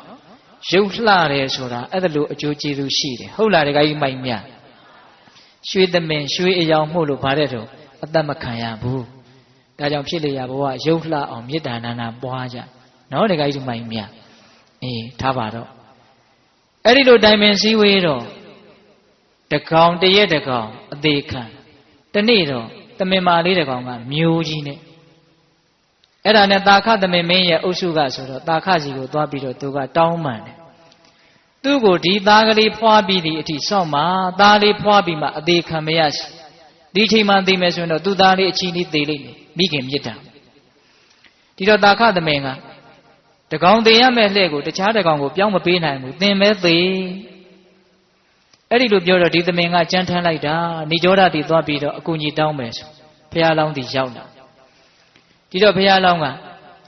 ဒီသမင်သေရမယ့်အရေးကိုဒီပြင်သမင်သေရမယ်ဆိုရင်တော့မဖြစ်သင့်ဘူးအဲ့ဒီတော့ငါပဲအသေးခံမယ်သမင်မာလေးနဲ့အထဲထဲကသမင်လေးရဲ့အသက်ကိုဘုရားလောင်းကကဲတာအဲ့ဒါစင်းနေတုံးပေါ်သွားပြီးတော့လဲစင်းနေတော့ဘုရင်ကြီးကဟဲ့သင်ကိုဘေးမဲ့ပေးထားတယ်မဟုတ်လားအဲ့ဒီမှာသမင်မာလေးအတွက်သူအသက်ဆွန့်တဲ့အကြောင်းပြောပြတော့ဘုရင်ကြီးကအံ့ဩတယ်လူတွေထဲမှာတောင်ဒီလောက်မြင့်မြတ်တဲ့စိတ်ရှိတဲ့လူသူမတွေ့ဘူးပါဘူးအဲ့ဒါနဲ့သမင်တွေအကုန်လုံးကိုဘေးမဲ့ပေးတာတတ္တဝါတူတယောက်မြင့်မြတ်တဲ့စိတ်ထားပြလိုက်တာဘလောက်အကျိုးကြီးသွားလဲအဲ့ဒါတွေရလိမ့်မယ်လို့တော့မျှော်လင့်တာမဟုတ်ဘူးနော်အေးအဲ့ဒါနောက်တော့တိဋ္ဌာန်တွေအကုန်လုံးကိုပါဘေးမဲ့ပေးတာဒါဥစဉ်ကဇတ်တော်ကိုအချင်းချုပ်ပြီးတော့ပြောတာအဲ့ဒီသမင်မာလေးကလွတ်သွားတော့သမင်ကလေးဖွာလာတော့ရွှေရောင်သမင်ကလေးလှလိုက်တာသူ့သားကလေးပြေးနိုင်လွှားနိုင်တော့အဲ့ဒီသမင်မကဆုံးမတယ်သူ့သားလေးကိုနိရောဓမေဝသေဝေယနိရောဓမေဝနိရောဓကိုသာလင်သေဝေယမိဝေစိကပံလောသာခန္တာခကိုနဥပတံဝတိမမိဝဲမရှိကလေလင် ငါသာနိရောဓနဲ့ပေါင်းသာခနဲ့မပေါင်းနဲ့နိရောဓသမိန်နိရောဓရဲ့အထံမှာမတန်သေးရခြင်းသည်သေရောမြတ်လှပေ၏သာခသမိန်သာခရဲ့ဓမ္မဇီဝိတအသက်ရှင်၍နေရခြင်းသည်နသေရောမမြတ်သေးသာတည်းသာခသည်မှာရှင်သန်ရတာထက်နိရောဓသည်မှာသေလိုက်ရတာကမြတ်တယ်ပြောတဲ့စကားလေးမပိုင်ဘူးလားပညာရှိသူတော်ကောင်းနဲ့ပေါင်းရတာကောင်းတယ်လို့ပြောတာလူမိုက်ရှိမှအခွင့်အရေးတွေရပြီးတော့အသက်ရှင်နေရတာတဲ့ပညာရှိသူတော်ကောင်းဒီမှာသေရတာကမြတ်တယ်လို့ပြောတာအဲ့ဒါနိရောဓဇတ်ပဲဗျနော်အဲ့ဒီဘဝတုန်းကလည်းဒီသားအမိငါကြောင့်ချမ်းသာဘူးတဲ့မြတ်စွာဘုရားကအဲ့ဒီမှာချစ်သားတို့ဒီဘိက္ခုနီမသားကိုအာမကိုပဲနဲ့သူ့ကိုယ်သူအာကိုပြီးတော့ကောင်းတဲ့ကောင်းအောင်မြင့်မြတ်တဲ့မြင့်မြတ်အောင်ဆုံးမလိုက်လို့တကယ်အာကိုရအရှိကိုရပြီချစ်ချင်းဆိုတဲ့ရိုင်းဆိုင်မှုကိုဖျက်နိုင်လို့ခုအာကိုရကိုရပြီအဲ့ဒီမှာမြတ်စွာဘုရားကစောစောကဒကာကြီးဒကမကြီးများကိုဦးဇင်းတို့ရှင်းပြခဲ့တဲ့ဂါထာကိုဟောတာအတ္တာဟိအတ္တနောနာထောကောဟိနာထောပရောတိယအတ္တနာဟိသုဒ္ဓံဒေနနာထံလပတိတုံလပံအတ္တာဟိမိမိသည်သာလေအတ္တနောမိမိနာထောအာကိုရပါပေတည်းပရောမိမိမတဘာခြားသောကောပဲမြည်သောပုဂ္ဂိုလ်သည်နာထောအာကိုရသည်ကောတိယဖြစ်နိုင်ပါအနိအတ္တနာဟိမိမိသည်သာလေသုဒ္ဓံဒေနကောင်းစွာယဉ်ကျေးအောင်ဆုံးမလေသဖြင့်ဒုံလပံရနိုင်ခဲ့သောနာထအာကိုရာရှင်းမှန်တရားကိုလပတိရနိုင်ပေ၏ဣတိဤသို့ဘဂဝါဘုန်းတော်6ပါးသခင်ဘုရားရှင်ကိုတော်မြတ်သည်ဤမံဂါထာဤတရားဒေသနာဂါထာတော်မြတ်ကိုအဟောစာမေတ္တာကရုဏာရှိထား၍ဟောကြားတော်မူခဲ့ပါပြီတကား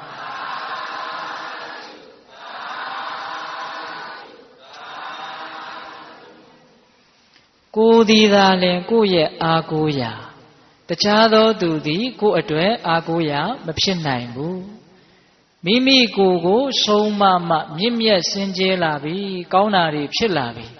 ဒါထက်ပိုပြီးတော့နားလည်အောင်ပြောရရင်ဒါနမှုသီလမှုဘာဝနာမှုဆိုတဲ့မြင့်မြတ်မှုတွေဖြစ်လာပြီဆိုရင်အာကိုးရာအစစ်အမှန်ကိုရပါပြီလို့ဒီအဓိပ္ပာယ်ကလေးဟုတ်လားဒါကြောင့်ပိဿပေါင်းသူတော်ကောင်းတို့ငါဟာငါအတွက်အာကိုးရာဖြစ်ရလားလို့ဒီမေးခွန်းကလေးကိုဒီဒေသနာတော်လေးနဲ့ညှိပြီးတော့အဖြေမှန်ထွက်အောင်တနည်းအားဖြင့်ကောင်းတဲ့အဖြေထွက်အောင်မမေးသင့်ဘူးလားအဖြေကောင်းထွက်အောင်လည်းမလုပ်သင့်ဘူးလားလုပ်သင့်နေဒါနတွေပြုမယ်နှမျိုးဝန်တိုးနေလို့ရေရှည်မကောင်းဘူးပစ္စည်းဥစ္စာရောခန္ဓာကိုယ်ရောပိုင်ဆိုင်မှုတွေဒီနေ့ပြစ်သွားခဲ့ရမှာသိမ့်ပိုက်ထားတာတဲ့စွန့်လွတ်တာကပိုမြင့်မြတ်တယ်အဲ့ဒါလို့ကိုဆုံးမပြီးတော့ဒါနတွေဖြစ်အောင်မလုပ်သင့်ဘူးလားကိုယ်နဲ့နှုတ်ကိုဗျံပဒါမထားဘဲနဲ့စောင့်စည်းတဲ့သီလသီသာနဲ့သူတော်ကောင်းတွေမြတ်နိုးတယ်တမာရိပညာတို့ရဲ့တရားမဲ့ဉဏ်ဖိုးဉဏ်ရခြင်းရဲ့အကြောင်းဒါကြောင့်သီလတည်းဟူသောကောင်းမှုဖြစ်အောင်လုပ်သင့်တယ်လို့ဆုံးမပြီးတော့သီလတည်းဟူသောအာကိုးရာကိုမရှာသင့်ဘူးလားတမာတိပညာဆိုတဲ့တရားတွေမသိခင်မှာမသိသေးတာသိအောင်ငါလုပ်မယ်အချိန်ဆိုတာဒီလိုကုန်သွားတာပဲအချီးနီးချိန်ကုန်သွားတာဒီမိုက်မဲရရောက်တယ်လို့ဆုံးမပြီးတော့တမာတိတွေပညာတွေဖြစ်အောင်မလုပ်သင့်ဘူးလားအဲ့ဒါလို့လုပ်လို့တမာတိတွေပညာတွေရမယ်ဆိုရင်အာကိုးရမရဘူးလားရတယ်အဲ့ဒါလို့ကိုဒေသနာတော်မှာလာတဲ့နီးဘုရားရဲ့ကျေးဇူးတော်ကိုအကြောင်းပြုအမိပြုပြီးတော့ဆုံးမပြီးတော့ကောင်းတာတွေဖြစ်အောင်လုပ်နိုင်မှကိုယ်ဒီသာလဲကိုယ့်ရဲ့အာကိုးရာအဲ့ဒါကိုရည်ရွယ်ပြီးတော့ဦးဇင်းတို့ကပြောတာအာကိုးရာလားနောက်ပြီးတော့ရန်သူလားအဲ့ဒါလိုမျိုးမှုဖဲနဲ့ပြောင်းမြန်ကြီးဖြစ်နေမယ်ဆိုကြပါစို့နှမျိုးဝန်တူမှုတွေကလည်းခေါင်ခိုက်ပြီးတော့ဘယ်သူမှမပေးနိုင်ဘူးစောင့်စည်းမှုကလည်းဘာမှမရှိဘူးဒုတိလာရှိအဖြစ်နဲ့နေရတမာရိပညာဘာမှမရှိဘဲနဲ့မေးလျော့ပေါ့ဆပြီးတော့ဘဝကိုရေစုံမျောဖြစ်တယ်လို့ပဲနေမယ်အဲ့ဒါလို့ဒုစရိုက်တရားတွေနဲ့ပဲနေမယ်ဆိုရင်တော့ ကိုဟာကိုယ့်အတွက်အားကိုးရမဖြစ်ပါပဲနဲ့ကိုဟာကိုယ့်အတွက်ရန်သူတောင်ဖြစ်သွားတယ်တန်ဝေကရစရာမကောင်းဘူးလားအေးအဲ့ဒီမေခွန်းလေးကိုဒုတိယပိုင်းအနေနဲ့ဆက်ပြီးတော့ပြောရအောင်နော်စရန္တိပါလာဒုမေရာအမိတ်တေနေဝအတ္တနာကရွန်တာပပကံကမ္မယဟောတိကတုကံဖလံစရန္တိပါလာဒုမေရာအမိတ်တေနေဝအတ္တနာကရွန်တာပပကံကမ္မယဟောတိကတုကံဖလံယံကမ္မအကျင့်အလုတ်တို့သည်ကတုကံဆရှားခါသည်ပူလောင်သောအကျိုးပေးရှိကြပါပေကုန်၏ပါပကံယုတ်မာလကုန်သောတံကမ္မထိုကဲ့သို့သောကံတို့ကိုဒုံမီတို့ပညာမဲ့ကြကုန်သောဘာလာမိုက်မဲကြကုန်သောလူမိုက်တို့သည်ကရွန်တော်ပြုလုပ်ကြကုန်သည်ဖြစ်၍အမိတ်တေနေဝအတ္တနာမိမိသည်ပင်လည်းမိမိရဲ့ရန်သူဖြစ်၍စရန္တိတန်တရားကြီးထဲမှာလှဲ့လေ၍နေကြကုန်၏ကံဤရှိတယ်တဲ့နည်းနည်းလေးရှင်းပြမယ်နော်ကာယကံဝစီကံမနောကံကိုယ်နဲ့လှုပ်တော့နှုတ်နဲ့ပြောတော့စိတ်နဲ့ကြံတော့အဲ့ဒီကံတွေကတချို့သောကံတွေဟာကိုယ့်ကိုပူလောင်ဆက်ရှားပြင်းပြတဲ့ကြောက်စရာကောင်းတဲ့အကျိုးပေးတွေကိုဖြစ်စေတတ်တယ်။တတ်မယ်ခိုးမယ်ကာမဂုဏ်ဖောက်ပြန်မယ်ဟုတ်လား။ပါဇက်ကလည်းလိန်ညာတဲ့စကားတွေပြောမယ်ဂုဏ်စကားတွေပြောမယ်အနှစ်မရှိတာတွေပြောမယ်နော်။အဲ့ဒါလိုမျိုးမကောင်းတဲ့ကံတွေဟာကိုယ့်ကိုဆက်ရှားပူလောင်စေတဲ့အကျိုးတွေမပေးပေဘူးလား။အဲ့ဒါလိုကံမျိုးတွေကိုမိုက်မဲတဲ့ပုဂ္ဂိုလ်တွေဟာပြုလုပ်ပြီးတော့ကိုယ်ဒီပင်လင်ကိုယ့်ရဲ့ရန်သူဖြစ်ပြီးတော့တန်တရားကြီးထဲမှာမလုပ်နေကြတယ်လှဲ့လေနေကြတယ်တဲ့နော်အင်မတန်တတိထားတဲ့အကောင်းတဲ့ဂါထာလေးဟုတ်လားမကောင်းတာတွေကိုလှုပ်ပြီးတော့မကောင်းကျိုးတွေကိုရှာဖွေသောအဖြစ်ကိုဟာကိုယ့်ရဲ့ရန်သူဖြစ်ပြီးတော့တန်တရားကြီးထဲမှာအချိန်ကုန်နေကြဟုတ်လားဘယ်လိုလူတွေလဲလူမိုက်တီးတဲ့ညံနေတဲ့လူတွေအဲ့ဒီဂါထာလေးကိုမြတ်စွာဘုရားကဘုသူကိုအကြောင်းပြုပြီးတော့ဟောတာလဲဆိုတော့ဦးဇင်းတို့သောတော်တုန်းကဏိဒန်းတုန်းကပြောခဲ့ပါတယ်သုပ္ပဗုဒ္ဓလူနုတကားကြီးကိုအကြောင်းပြုပြီးတော့ဟောခဲ့တာဟုတ်လားသုပ္ပဗုဒ္ဓတဲ့ပိသတို့ကြားဘူးပြီးသားဖြစ်ပြီမလို့အကျမ်းမြင်လိပ်ပတ်လဲအောင်တော့ပြောမှဖြစ်မယ်နော်သင်္ကန်းသာယူစရာတွေတန်ဝေကရစရာတွေအများကြီးပါတယ်သုပ္ပဗုဒ္ဓဆိုတာမြတ်စွာဘုရားဘုရားမဖြစ်ခင်သိတ္တထမင်းသားဘဝတုန်းကရောက်ခမကြီးကလည်းပဲသုပ္ပဗုဒ္ဓပဲမဟုတ်လားရှင်ဒေဝဒတ်တို့ရသောတရာတို့ရဲ့ဖခင်မဲတော်ကြီးလေအေးအဲ့ဒီသုပ္ပဗုဒ္ဓမဟုတ်ရာဇဂိုမြို့မှာဆွေမရှိမျိုးမရှိပစ္စည်းဥစ္စာမရှိသူများပေးမှစားရတောက်ရတဲ့တကောင်ကျွတ်တမျက်နှာအထီးချံသူဖုံးစားတကိုယ်လုံးကလည်းပဲနူနာယောဂတွေဆွဲညတိုင်ဆိုလို့ရှိရင်လည်းသူ့ရဲ့တီးသန့်အိမ်ဆိုတာမရှိပါဘူးလမ်းဘေးမှာဖြစ်တယ်လို့နေရသူ့ရဲ့နာမည်ရလာပုံလေးကစိတ်ဝင်စားတဲ့အကောင်းတယ်ညတိုင်ကောင်းကောင်းမအေးရဘူးအမြဲတမ်းနိုးနေအနာတွေကနာတာယောဂဘိုးတွေကထိုးတာဘူးအဲ့ဒါထပြီးတော့တခါတလေអော်လို့ရှိရင်ဘေးအိမ်ဒီနာချင်းတွေပါလန့်နိုးတယ်ဒါကြောင့်ဘေးကသူ့ကိုအရက်ကသူ့ကိုသုပ္ပဗုဒ္ဓလို့နာမည်ဝိုင်းပေးတာနိုးကြားစေသောသူကြီးပေါ့ဟုတ်လားအဲ့ဒီတခါကြီးကတနေ့တော့ရာဇဂိမြို့ထဲအစာရှာထွက်အဲ့ဒီလိုထွက်တော့လူတွေကအုပ်စုဟာတခုတရားမြန်ဝေးနေသလားဆိုပြီးတော့သူသွားတာဟိုရောက်တော့မြတ်စွာဘုရားတရားဟောနေတဲ့ပရိသတ်ဖြစ်နေတာအဲ့ဒါပရိသတ်အစွန်ကနေပြီးတော့တောင်ဝေးထောက်ပြီးတော့တရားကိုနားဆိုင်မြတ်စွာဘုရားကသူ့ကိုရည်ညွှန်းပြီးတော့သူ့ကိုပြတ်ထမ်းပြီးတော့မြတ်စွာဘုရားတရားဟောတာအဲ့ဒီမှာသူသစ္စာ၄ပါးတရားသိမြင်အရိယာသူတော်စင်ဖြစ်တယ်ဝမ်းသာလိုက်တာပျော်လိုက်တာစိတ်ချရပြီငါဘဝကြီးစိတ်ချရပြီအပေကြာဥမာလာလို့လည်းငါမစင်စားရတော့ဘူးမပူရတော့ဘူးအခုလောလောဆယ်ဘာယောဂါတွေဘလို့ဆွဲလို့ဘလောက်ပဲဆင်းရဲနေငါရဲ့အတွင်းတန်တန်မှာတရားကိုသိတဲ့အသိဉာဏ်တွေနဲ့ပြည့်နေတဲ့အတွက်ကြောင့်ချမ်းသာတယ်တဲ့လူကပီတိတွေနဲ့ဖုံးနေတာအမြင်ကတော့အင်မတန်နှုတ်တယ်အတွင်းထဲမှာတော့အင်မတန်ချမ်းသာနေတာ အဲ့ဒါကျေးဇူးတင်လိုက်တာမြတ်စွာဘုရားကိုသူအင်မတန်ကျေးဇူးတင်ဘုရားရဲ့ကျေးဇူးကြောင့်ဒီချမ်းသာဒူးကြီးကိုငါခံစားခွင့်ရတာစိတ်ချလက်ချဖြစ်စေတဲ့ချမ်းသာသောတာပတ္တိမေညာရမှစိတ်ချလက်ချဆိုတာဖြစ်တယ်ခင်ဗျားတို့ကျတို့အခုပစ္စည်းဥစ္စာတွေဘလောက်ပေါ်စိတ်ချရတယ်ဆိုတဲ့ခံစားချက်မရှိဘူးတွေးလိုက်ရင်မောစရာတွေကြီးပဲဟင်ဒကာကြီးဒီမိုင်းများဘလောက်ပစ္စည်းနဲ့မှဖုံးလို့မရဘူးနော်ဘလောက်ဂုံနေနဲ့မှဖုံးလို့မရဘူးဘလောက်တက်တဲ့လောကီပညာနဲ့မှဖုံးလို့မရဘူးတနေ့သေရအောင်ပါလေသေတော့ဘာဖြစ်မလို့ဇူမပြောနိုင်ဘူးလေစိတ်ချရတဲ့ခံစားချက်ရှိလားမရှိဘူးမန်နေမြင့်ပြီးတော့ဘဝင်နေမြင့်နေတာအံ့ဩစရာကောင်းတယ်နော်စိတ်ချရတယ်ဆိုတဲ့ခံစားချက်သောတာပတ္တိမဉ္ဇဉ်ရမှစပြီးတော့ဖြစ်တာနော်အဲ့ဒါ तू ကျေးဇူးတင်လွန်းလို့ငါ့ကိုစိတ်ချရအောင်လုပ်ပေးတယ်မြတ်စွာဘုရားကျေးဇူးတင်တော့ကျေးဇူးရှင်ဆိုတာကပို့ပြီးတော့ပြီးပြင်းလာတာကိုဘုရားကိုအဲ့လိုနီးနဲ့မှပို့ပြီးတော့ကြီးညိုတတ်တာဟုတ်လားဒါကြောင့်တရားချမ်းသာကိုရလေလေဘုရားကိုကြီးညိုလေလေပဲအဲ့ဒါမြတ်စွာဘုရားကို तू သွားပြီးတော့ရှောက်ရှင်တယ်အရှင်ဘုရားရဲ့ကျေးဇူးတရားကြောင့်ဘုရားတပည့်တော်ကြီးချမ်းသာနေပါပြီ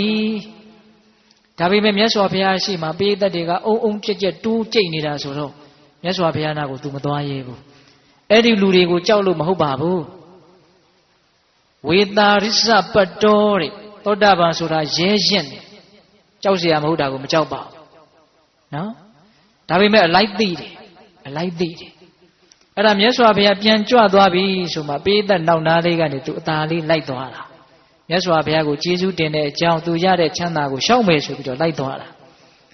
အဲ့ဒါတရားမင်းကဒီသုဗ္ဗဗုဒ္ဓရဲ့တရားတရားဘလောက်ခိုင်ပါသလဲဆိုတာကိုစမ်းကျင်တာအဲ့ဒါနဲ့ရောက်လာပြီးတော့အချင်းသုဗ္ဗဗုဒ္ဓဘုရားတရားသံဃာဖြင့်အလိုမရှိဘုရားကိုဘုရားမဟုတ်တရားကိုတရားမဟုတ်သံဃာကိုသံဃာမဟုတ်လို့သင်ပြောမယ်ဆိုရင်ယောဂါတွေပျောက်လို့စည်းစိမ်ဥစ္စာပြည့်စုံတဲ့အဖြစ်ကိုငါဖန်တီးပေးမယ်တဲ့ဒီတော့သုဗ္ဗဗုဒ္ဓကမော့ကြည့်သင်မစုတော့ငါတရားပဲမေးတရားဆိုရင်လည်းအင်မတန်မိုက်တဲ့တရားပဲဖြစ်မယ်တဲ့ပိဋကရဲ့တရားကိုမိုက်တယ်လို့ပြောရဲတယ်နော်တရားဓမ္မတို့ရှိမှနတ်တရားဥက္ကမြန်ဘွားကနေပေါ်လာရင်မိုက်တယ်လို့ပြောရဲပါမလားလက်အုပ်တွေချီပြီးတော့ရှိတဲ့ပစ္စည်းတွေအကုန်လုံးထုတ်ပြီးတော့အုပ်အော်တောင်းသင်းဂျာနယ်တွေဘာတွေတောင်းလှမ်းပြီးတော့ဖုံးဆက်ခြင်းဆက်မယ်ဟုတ်လားဟင်ဒကမာကြီးတွေအခုတရားကိုဘယ်လိုပြောနေတာလဲတရားမိုက်ပဲတဲ့တတ္တိရှိတယ်ပြောရဲတယ်ဘာလို့တတ္တိရှိဦးသိစဉ်းစားမိတာလေးပြောမယ်နော်တရားပေးတဲ့အခွင့်အရေးတွေမရခြင်းလို့တတ္တိရှိတာဒါအဓိပ္ပာယ်တစ်မျိုးနဲ့ပြောကြည့်မလိုခြင်းမရခြင်းတဲ့လူဟာတတ္တိရှိတယ်လိုခြင်းရခြင်းနေတဲ့လူဟာသူလိုခြင်းတာရခြင်းတာလေးမရမှအမြဲတမ်းကြောက်နေရတယ်ပစ္စည်းရခြင်းလည်းပစ္စည်းပေါ့အဆောင်ရောင်ရခြင်းတော့လည်းအဆောင်ရောင်ပေါ့မေတ္တာရခြင်းလည်းမေတ္တာပေါ့မရခြင်းမှာရခြင်းနေသေးသမျှမရမှာကိုအမြဲတမ်းစိုးရင်ရအမြဲတမ်းကြောက်ရနော်မရခြင်းလေတတ္တိကောင်းလေဟုတ်လားလိုခြင်းမှုနည်းလေတတ္တိကောင်းလေလိုခြင်းမှုမရှိလေတတ္တိအပြည့်ဖြစ်သွားတယ်အဲ့ဒီကြောင့်သေမှာလည်းမကြောက်တော့သေမှာကြောက်တယ်ဆိုတာရှင်သာကြီးကိုရခြင်းတာမဟုတ်လားအဲ့ဒီတော့သုဗ္ဗဗုဒ္ဓကသိတ္တိကောင်းတယ်အမှန်တရားကိုသူသိသွားပြီလေအဲ့ဒါနဲ့တရားမင်းကိုပြောတာသင်ကငါ့ကိုလူဆင်းရဲလို့ထင်သလားတဲ့အပေါ်ယံလေးကိုကြည့်ပြီးတော့ငါ့ကိုလူဆင်းရဲလို့ထင်သလားတဲ့ဂါထာလေးနှစ်ဂါထာရွတ်ပြပါဦးမယ်ဗျာတတ္တာဒနံသီလဒနံဟိရိဝတ္တပိယန္တနံသုဒ္ဓဒနေသသာဝောဇာပညာဝေတတ္တမံဒနံသူတော်ကောင်းတွေမျက်နှိုးတဲ့ယတနာ9မျိုးရှိတယ်တဲ့တတ္တာတရားဆိုတဲ့အမှန်အကန်တွေကိုယုံကြည်တဲ့တတ္တာတရားယတနာမြတ်သုံးပါးနဲ့တကွာကံစွမ်းကံစကိုယုံကြည်တာဟုတ်လားသီလဆိုတဲ့ယတနာမကောင်းတာတွေလုပ်ရမှာပြောရမှာရှက်ချင်းကြောက်ချင်းဆိုတဲ့ဟိရိဩတ္တပယတနာဖရာရဲ့တရားတော်ကိုဘဟုတုတ္တများခြင်းဆိုတဲ့တုတ္တယတနာဟုတ်လားလွတ်လွတ်စွန့်ကြဲနိုင်တယ်ဆိုတဲ့စာကာယတနာအမှန်တရားတွေကိုထိုးထွင်းပြီးတော့သိမြင်နားလည်ခြင်းဆိုတဲ့ပညာယတနာဘယ်နှပါလဲအဲ့ဒီသူတော်ကောင်းတွေမျက်နှိုးတဲ့လူယုံမာတွေမျက်နှိုးတာမဟုတ်ဘူးနော်သူတော်ကောင်းတွေမျက်နှိုးတဲ့အဲ့ဒီယတနာ9ပါးငါမှရှိတယ်တဲ့သူက Yata ididana ati etiya buddhi tatawa Adali dodita ahu amogan tata ziwita Eri janata kunabago mima ve pipit yauja ve pipit zumdi yaudo buguha Bain saime solo shi Era go lusinye lu piolu miyaburi Era luchana Turagoni miema chanda sinye kwebunga edelu Luloga garo aboyan bain saimu miaye Duroga chichite chanda rabe Siga chichite le dong ba lai de ba ma le ma ti bu dagama ji de no Turagaon do ye hawara ma chanda de soda ga di yirana ri shi ma chanda de lu pyo da Eri yirana ri ko bain sain pho josa yin achain gung le so yin eri lu ye athat shin yin ha achi ni athat shin da mo phu adaibai shi de Amoghan tatta siwita alaga shin tan neda ma hot phu de Da ri ko pain pho josa yin shin ne de so yin Da ri pain pho josa yin ma hot phe ne shin ne de so yin no alaga shin neda Era ga ma sangong mye le asit no daga ji mai myaအဲ့ဒါလိုအနှစ်သာရရှိတဲ့ဂါထာကိုရွတ်ပြီးတော့တရားကိုတောင်တရားပြန်ဟောတယ်ဒီတော့တရားမင်းကလည်းသောတာပန်အရိယာကြီးဆိုတော့သဘောတွေကြတာပေါ့သဘောကြပြီးတော့ရှေ့ကနေအမြန်သွားပြီးတော့မြတ်စွာဘုရားကိုသွားလျှောက်တာမြတ်စွာဘုရားသုဘဗုဒ္ဓကိုဒီလိုပြောတော့တပည့်တော်ကိုဒီလိုပြောလွှတ်တယ်ဗျာသင်လိုတရားပေါင်း100 1000သွားဖြာရအောင်တော့သုဘဗုဒ္ဓမတုံ့လှုပ်ဘူးတဲ့ဘာပြုလို့လဲဆိုတော့သစ္စာ၄ပါးသိသွားပြီဘာပြုလို့မတုံ့လှုပ်တာတဲ့တော့သစ္စာ၄ပါးသိသွားပြီအကျဉ်းမြင်လေးတော့ပြောဦးမယ်ဗျာသစ္စာ၄ပါးကိုဒီခန္ဓာကိုယ်ကြီးဟာချမ်းသာဒုက္ခနည်းနည်းလေးမှမရောသောဒုက္ခအစုအပုံကြီးတက်တက်ကိုနားလေသည်ဖြစ်စေနားမလေသည်ဖြစ်စေလက်ခံသည်ဖြစ်စေလက်မခံသည်ဖြစ်စေနားမလေသေးရင်လည်းလက်မခံသေးဘူးလေမသိသေးရင်လည်းနားမလေသေးဘူးလေအေးတကယ်စင်စစ်အဲ့ဒါလောကကြီးရဲ့ပထမအမှန်တရားကာလတိုင်းမှန်တယ်ဒေတာတိုင်းမှန်တယ်ပုဂ္ဂိုလ်တိုင်းအတွက်မှန်တယ်ခန္ဓာကိုယ်ကြီးဟာဆင်းရဲတုံးဆင်းရဲခဲကြီးဘာမှကောင်းတာဘာမှမရှိတဲ့အရာကြီးနားမလဲသေးပြီမလို့နားတဲ့တော့မှတ်ထားနော်ဒကမာကြီးတွေခန္ဓာကိုယ်ကြီးဟာဗါတဲ့တုံးချမ်းသာဒုက္ခဆိုလို့မြူလောက်လေးမှမရောတဲ့တကက်ဆင်းရဲတုံးတက်တက်ကြီးဒုတိယပထမဒုက္ခသစ္စာအဲ့ဒါလို့မြင်လို့ရှိရင်လူချင်းတဲ့လောဘနည်းမနေဗျာနေတာပေါ့ဗျာဒုက္ခသစ္စာကိုမြင်ခြင်းရဲ့အကျိုးနော်ဒုတိယဒုက္ခမှန်သမျှသည်လူချင်းမှုလောဘကြောင့်ဖြစ်တယ်ဆင်းရဲမှန်သမျှဘာကြောင့်ဖြစ်တယ်လူချင်းမှုလောဘကြောင့်ဖြစ်တယ်အဲ့ဒီလို့ဆိုရင်ဆင်းရဲတိုင်းဆင်းရဲတိုင်းငါဆင်းရဲတာနင်တို့ကြောင့်လို့သူများကိုလက်ညှိုးထိုးပါဦးမလားငါဆင်းရဲတာငါကြောင့်ငါအသုံးမကျလို့ငါကိုငါလည်းလက်ညှိုးထိုးပါဦးမလားဆင်းရဲတာဘယ်သူကြောင့်လောဘကြောင့်ရှင်းတယ်နော်တခါကြီးမိုက်မြအဲ့ဒီလိုလောဘကြီးလေဆင်းရဲကြီးလေဆင်းရဲကိုဖန်တီးတာလောဘလို့သိသွားတော့လောဘနည်းမနေဗျာနည်းတယ်အဲ့ဒါဒုတိယသစ္စာကိုသိခြင်းရဲ့အကျိုးဒါအပေါ်ယံလေးပြောနေတာနော်နောက်နိရောဓသစ္စာဆိုတာလောဘချုပ်ခြင်းသည်နိရောဓနိဗ္ဗာန်လောဘနည်းရင်ဒုက္ခနည်းတယ်လောဘကြီးရင်ဒုက္ခကြီးတယ်လောဘမရှိမှဒုက္ခမရှိတာနိဗ္ဗာန်ဆိုတာဒုက္ခမရှိခြင်းကိုပြောတာတနည်းအားဖြင့်လောဘမရှိခြင်းကိုပြောတာအဲ့ဒါလို့သိရတော့ဩချမ်းသာခြင်းရင်လောဘနည်းမှပါလားဒီအဖြေလေးရကောင်းတယ်နော်အေးအဲ့ဒါလို့လောဘချုပ်လို့ဒုက္ခချုပ်တဲ့အခြေအနေမျိုးကိုရောက်ချင်တယ်ဆိုရင်မဂ္ဂသစ္စာကိုပွားရဒီပြင်နိလန်းနဲ့မရောက်နိုင်တမာဒိဋ္ဌိအမှုပြုတဲ့မဂ်ခင်၈ပါးကိုပွားရင်နိဗ္ဗာန်ဆိုတဲ့တရားကိုမျက်မှောက်ပြုမဂ္ဂသစ္စာကြောင့်နိရောဓသစ္စာကြီးဖြစ်တာလို့ဆိုလိုတာမဟုတ်မဂ္ဂသစ္စာကိုပွားရင်နိဗ္ဗာန်ကိုမျက်မှောက်ပြုတယ်လို့ပြောတာစကားလေးကမတူဘူးလောဘကြောင့်သမုဒယကြောင့်ဒုက္ခဖြစ်တာအဲ့ဒါကတော့လောဘကြောင့်ကိုဒုက္ခကြီးဖြစ်သွားတာတမင်းစားလို့ပိုက်တင်းတယ်ပေါ့နော်နိဗ္ဗာန်ကြတော့မဂ္ဂသစ္စာကြောင့်နိရောဓသစ္စာဖြစ်တာမဟုတ်ဘူးမဂ္ဂသစ္စာကိုပွားရင်နိဗ္ဗာန်ကိုရမယ်လို့ပြောတာဆိုကြပါစို့ဗျာရွှေတကုံဘုရားကိုသွားတဲ့လမ်းကြီးမရှိဘူးလားအဲ့ဒီလမ်းလျှောက်သွားရင်ရွှေတကုံဘုရားကိုမရောက်ပေဘူးလားရောက်မယ်အဲ့ဒီရွှေတကုံဘုရားကြီးကဒီလမ်းကြောင့်ဖြစ်လာတာလားရွှေတကုံဘုရားသူ့အလိုလိုရှိနေတာ ဒါပေမဲ့ဒီလမ်းကနေသွားရင်ရွှေတကုံဘုရားကိုရောက်မယ်မဂ္ဂသစ္စာနဲ့និရောဓသစ္စာကိုအဲ့လိုလေးနားလည်စေချင်တာနော်မဂ္ဂသစ္စာကြောင့်နိဗ္ဗာန်ဆိုတာဖြစ်တာမဟုတ်မဂ္ဂသစ္စာကိုပွားရင်နိဗ္ဗာန်ဆိုတာကိုမျက်မှောက်ပြုလိမ့်ဒီလမ်းကိုသွားရင်ဒီရွှေတကုံဘုရားကိုရောက်မယ်သမုဒယနဲ့ဒုက္ခကြတော့အဲ့လိုမဟုတ်ဘူးသမုဒယကြောင့်ကိုဒုက္ခဖြစ်တာသဘောပေါက်တယ်နော်အဲ့ဒီသစ္စာ၄ပါးကိုသောတာပန်ဆိုတာ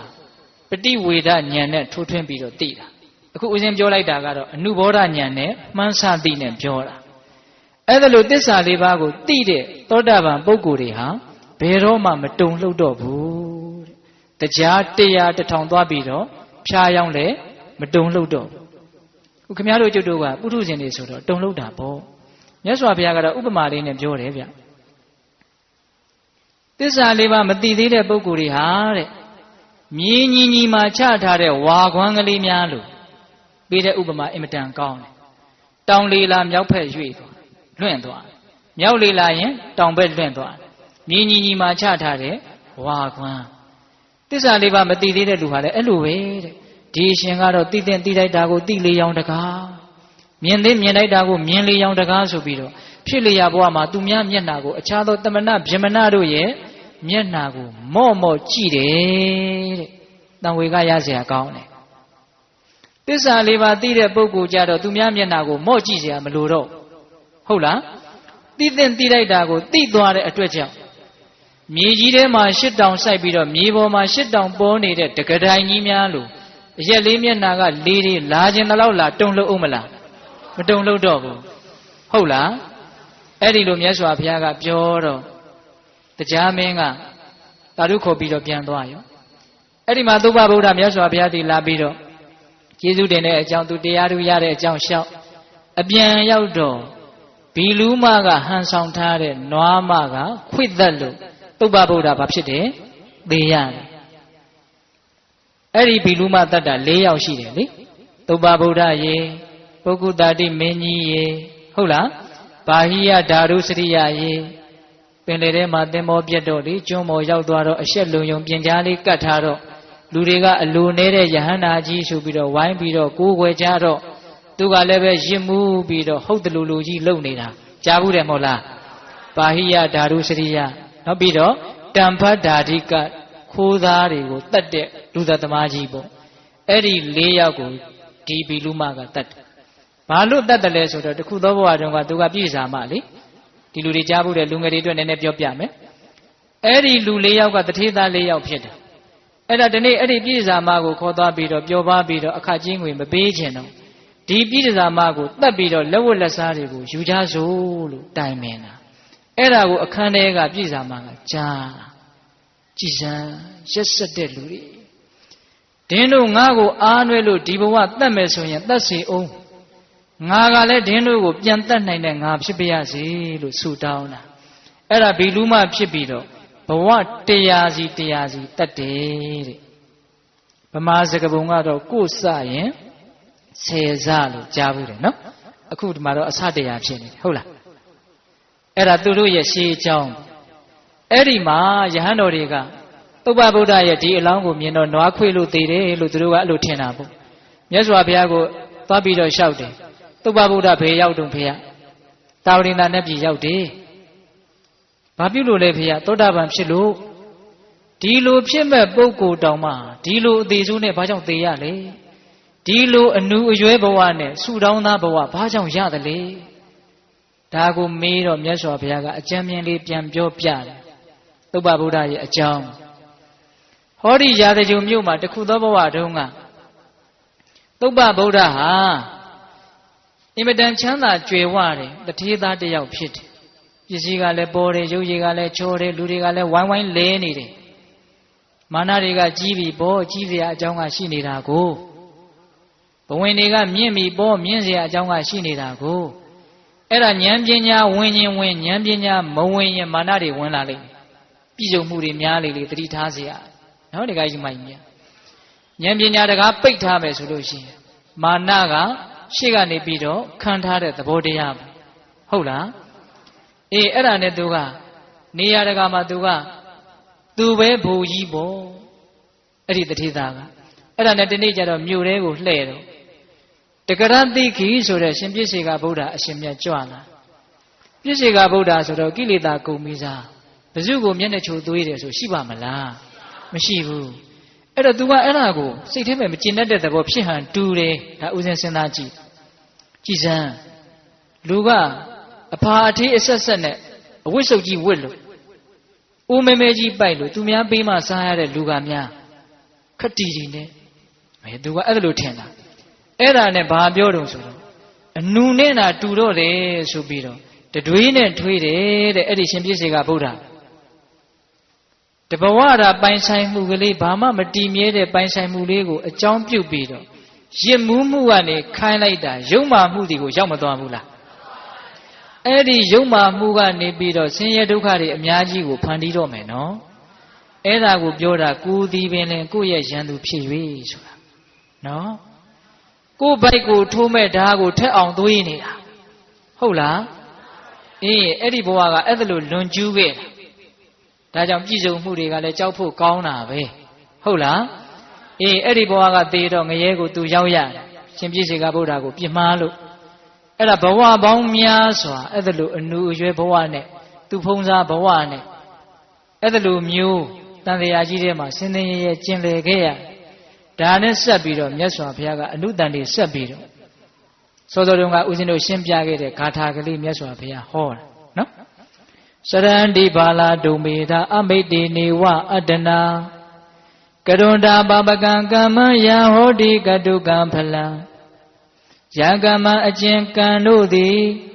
ကတုကံပြင်းထန်ဆက်ရှာပူလောင်သောအကျိုးပေးရှိကြပါပေကုန်၏ပါပကံယုံမာလာစွာကုန်သောတံကမ္မထိုကဲ့သို့သောကံတို့ကိုဒုံမီတို့ပညာမေ့ကြကုန်သောဘာလာလူမိုက်တို့သည်ကရုဏတော်ပြုလုပ်ကြကုန်သည်ဖြစ်၍အမိတ်တေနေဝအတ္တနာမိမိသည်ပင်လည်းမိမိရဲ့ရန်သူဖြစ်၍စရန္တိတန်တရားကြီးထဲ၌လှည့်လည်၍နေကြကုန်၏ဣတိဤသို့ဘဂဝါဘုန်းတော်၆ပါးသခင်ဘုရားရှင်ကိုယ်တော်မြတ်သည်ဣမံဒေသနာဤတရားဒေသနာဂါထာတော်မြတ်ကိုဒေတိတိကရုဏာရှိရှုဟောကြားတော်မူခဲ့ပါပြီတည်း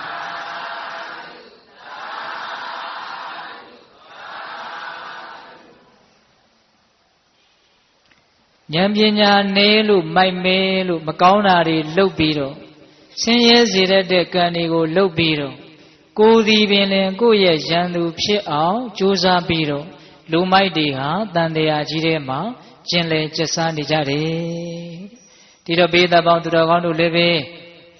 မကောင်းတာတွေလုပ်မိပြီမကောင်းတာတွေပြောမိပြီမကောင်းတာတွေကြံမိပြီဆိုရင်ငါဟာငါရဲ့ရန်သူဖြစ်နေတယ်လို့သဘောပေါက်ကြဖို့ဟုတ်လားဒါကြောင့်ငါဟာငါရဲ့ရန်သူမဖြစ်သင့်ပါဘူးဟုတ်ရဲ့လားဒီနေရာမှာဦးဇင်းတို့နည်းနည်းလေးချဲ့ထွင်ပြီးတော့ပြောချင်တာကသူများအသက်တွေကိုတတ်နေမှသူများဥစ္စာတွေကိုခိုးနေမှကြမ်းကြမ်းထန်ထန်အကုသိုလ်ကြီးတွေကိုပြုနေမှကိုဟာကိုယ့်ရဲ့ရန်သူလို့မထင်မှတ်ပါလေနဲ့ဟုတ်လားစိတ်ကိုပေါက်လို့ပဲစားပြစ်ထားပြီးတော့စိတ်ထဲမှာအကုသိုလ်ကိလေသာအသေးစားလေးတွေဖြစ်နေတာမရှိဘူးလားမနာလိုတဲ့သဘောတွေဝန်တိုတဲ့သဘောတွေမရှိဘူးလားဖြစ်ကောမဖြစ်ဘူးလားအဲ့ဓာတွေကရောကိုယ်ဒီပင်လည်းကိုယ့်ရဲ့ရန်သူဖြစ်ကြောင်းနေမဟုတ်ဘူးလားသူလည်းပဲသူနဲ့တန်သည့်အားလျော်စွာအကျိုးမပေးပေဘူးလားပေးပါတယ်ဗျလက်တွေ့ကိုအခုစိတ်မကောင်းတာကြီးဝင်လာရင်အခုဆင်းရဲတော့တာပဲလေရန်သူစစ်လိုက်ပုံကတော့အချိန်မဆိုင်ဘူးတောက်လျှောက်ပူလောင်စေတာဟုတ်လားအေးအဲ့ဒါလိုမျိုးနားလေစေချင်တာကြဲကြဲပြန့်ပြန့်ဟုတ်လားအချင်းချုပ်အားဖြင့်တော့မေးမေးလျော့လျော့ပေါ့ပေါ့တန်တန်သူတော်ကောင်းတရားတွေကိုမေ့ပြီးတော့ဒီလိုပဲဖြစ်တယ်လို့ကျင်လေကျက်စားနေမယ်ဆိုလို့ရှိရင်အဲ့ဒါဒီလည်းပဲကိုယ်ဒီသာလင်ကိုယ့်ရဲ့ရန်သူဖြစ်ခြင်းတစ်မျိုးပဲလို့နားလေစေချင်တာပြောလို့မရဘူးလားမြတ်စွာဘုရားကတော့ဒီမှာကတော့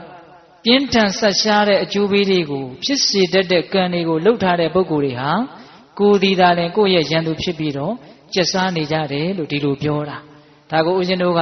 နည်းနည်းလေးချဲ့ထွင်ပြီးတော့စဉ်းစားကြည့်ဟုတ်လားအဲ့တော့ဒါနမှုသီလမှုဘာဝနာမှုတွေမပြုပါဘဲနဲ့တ သာသနာတော်နဲ့တွေ့တဲ့အခါမှာသာသနာတော်နဲ့လျော်ညီစွာမနေပါဘဲနဲ့မိမိလျော်လျော်ပေါ့ပေါ့ဆဆနေကြမယ်ဆိုရင်အဲ့ဒါလည်းပဲကိုယ်ဒီသာရင်ကိုယ့်ရဲ့ရန်သူဖြစ်ခြင်းတစ်မျိုးပဲမဟုတ်လားအေးအဲ့ဒါလေးလည်းသဘောပေါက်စေချင်ဟုတ်လားဒါကြောင့်ကိုဟာကိုယ့်ရဲ့ရန်သူလားဆိုတဲ့မေခွန်းကလေးဟုတ်လားရန်သူဟာမကောင်းပါဘူးအကျိုးမဲ့တွေကိုဆောင်ကျင်းလိမ့်အားကိုးရမှကောင်းမယ်မဟုတ်လားအေးကိုဟာကိုယ့်ရဲ့အားကိုးရာဖြစ်အောင်ဘာလို့ရမှာလဲဆိုတော့ဆုံးမရမယ်ဣတိဘာလို့ရမယ်ဆုံးမရမယ်ဒါလေးကိုဦးဇင်းတို့ဏီကုံးချုပ်ပြောခြင်းသေးတယ်ဘယ်လိုဆုံးမရမှာလဲဆိုတာလေးဟုတ်လားမြတ်စွာဘုရားရဲ့သာသနာတော်သာသနာဆိုတာဗမာလိုပြောတော့အဆုံးအမလို့ဒီလူတွေသိတယ်နော်အဲ့ဒီအဆုံးအမကိုနီးယူပြီးတော့ကိုဆုံးမရမှာဒါနဖြစ်အောင်ပထမဆုံးမရမယ်သီလဖြစ်အောင်ဒုတိယဆုံးမရမယ်တတိယဘာဝနာဖြစ်အောင်ဆုံးမရမယ်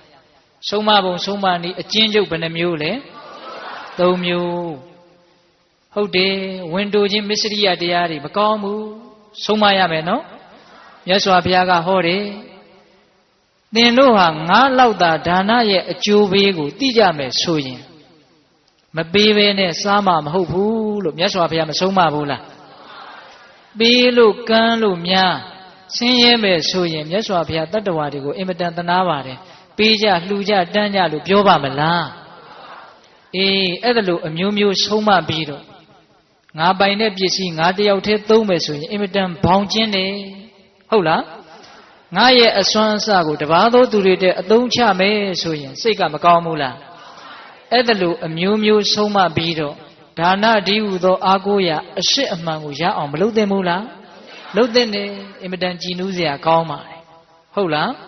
ကိုနဲ့တန်တဲ့လောက်တော့အမြဲတမ်းပေးကမ်းလှူဒန်းခြင်းစွန့်ကြဲခြင်းဆိုတဲ့အလုပ်ကိုလှုပ်ခြင်းသည်ဉာဏ်ရှိရာရောက်တယ်အဲ့ဒါအာကိုရှာတာပဲဟုတ်လားနောက်တတိယဒုတိယဘာလဲသီလဖြစ်အောင်ဆုံးမရမယ်သီလဆိုတာမြေကြီးနဲ့တူတဲ့ဟုတ်လားမြေကြီးပေါ်မှာအရာအလုံးဟာတည်ကြရတယ်အဲ့ဒါလိုပဲတမာရိပညာသူတော်ကောင်းတရားမှန်သမျှသည်သီလပေါ်မှာတည်ကြရတာသီလမရှိရင်ဘာမှရှေ့ဖြစ်လိမ့်မယ်လို့မျှော်လင့်ဖို့မလွယ်ပါဘူးဟုတ်လားဒါကြောင့်မြတ်စွာဘုရားကသီလမြေပေါ်မှာရက်ပြီးတော့တတိပဋ္ဌာန်ကိုပွားများရမယ်လို့အဲ့ဒါလိုမဆုံးမဘူးလားဆုံးမဟုတ်လားဒါကြောင့်သီလမရှိဘဲနဲ့နေရတာဟာလှေပေါက်ကိုစီးပြီးတော့ရေလမ်းကြောင်းကိုသွားရတယ်လို့မျိုးဒါရွှေကျင်စတော်ဘုရားကြီးပေးတဲ့ဥပမာနော်လှေခွဲကြီးကိုစီးပြီးတော့ရေလမ်းခရီးကိုသွားရတယ်လို့မျိုးတဲ့သီလမရှိခြင်းဟာအချိန်မရွေးနစ်မယ်ဟုတ်ရဲ့လားဒါနမရှိလို့အချိန်မရွေးမနစ်ဘူးသီလမရှိရင်အချိန်မရွေးနစ်နိုင်တယ်ဟုတ်လားအဲ့ဒါလို့စဉ်းစားပြီးတော့ငါပေါက်လွတ်ပဲစားမပြောပါဘူးငါပေါက်လွတ်ပဲစားမလုပ်ပါဘူးကာယကံဝစီကံတွေကိုဘာလို့ရမလဲစောင့်စည်းရမယ်ထိမ့်သိမ်းရမယ်အဲ့ဒါလို့ဆုံးမပြီးတော့သီလဒီဟုသောအာကိုရာရအောင်ဘာလို့ရမလဲကြိုးစားရမယ်နောက်တတိယဘာဝနာဒီဟုသောအာကိုရာရအောင်ကိုဆုံးမရမယ်အသက်ဆိုတာဒီလိုပဲကြီးပြီးတော့ဘယ်အချိန်သေမယ်မသိကြတယ်နော်အေးအချိန်မရွေးသေနိုင်သော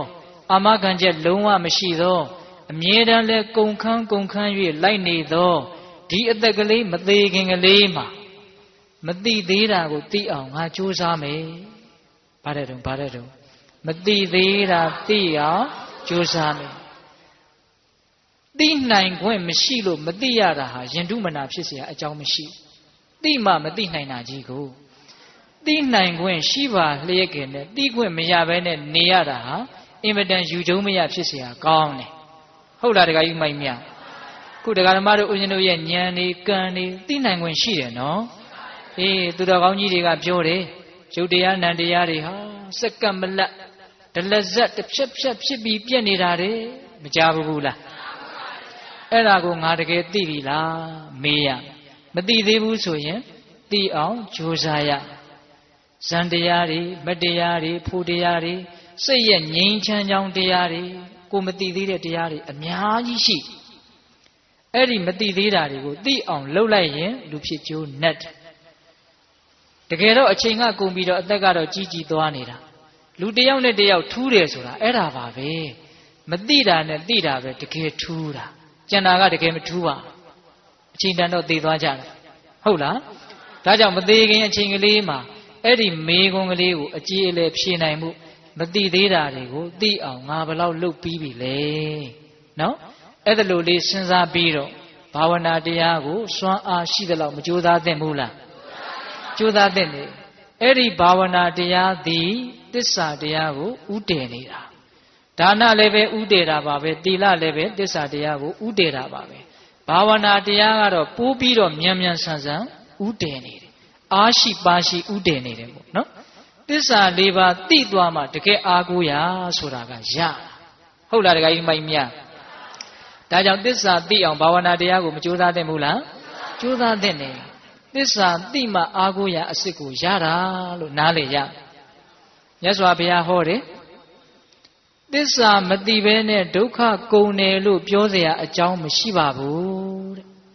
သစ္စာမသိဘဲနဲ့ဒုက္ခကုန်တယ်လို့ပြောခဲ့မယ်ဆိုရင်ရှားရွက်မကြီးရွက်ဇီးဘူးရွက်လို့အရွက်သေးသေးလေးတွေနဲ့ငါမင်းတို့တောက်ဖို့ရေထုတ်ခဲ့တယ်ကွာလို့ရေတွေထုတ်လာတယ်လို့ပြောသလိုမျိုးပဲတဲ့ရှားရွက်တို့ထင်းရှူးရွက်တို့ဇီးပြူရွက်တို့နဲ့ရေထုတ်လို့ရလားအဲ့ဒါလိုပဲသစ္စာမသိဘဲနဲ့ဒုက္ခတွေအကုန်လုံးကုန်ပြီလို့ပြောလို့မရဘူးပြောခဲ့မယ်ဆိုရင်အဲ့ဒီစကားနဲ့တူတူပဲတဲ့သစ္စာမသိဘဲနဲ့ဒုက္ခမကုန်ဘူးဟုတ်လားသစ္စာလေးပါသောတော်ကပြောခဲ့တယ်နော်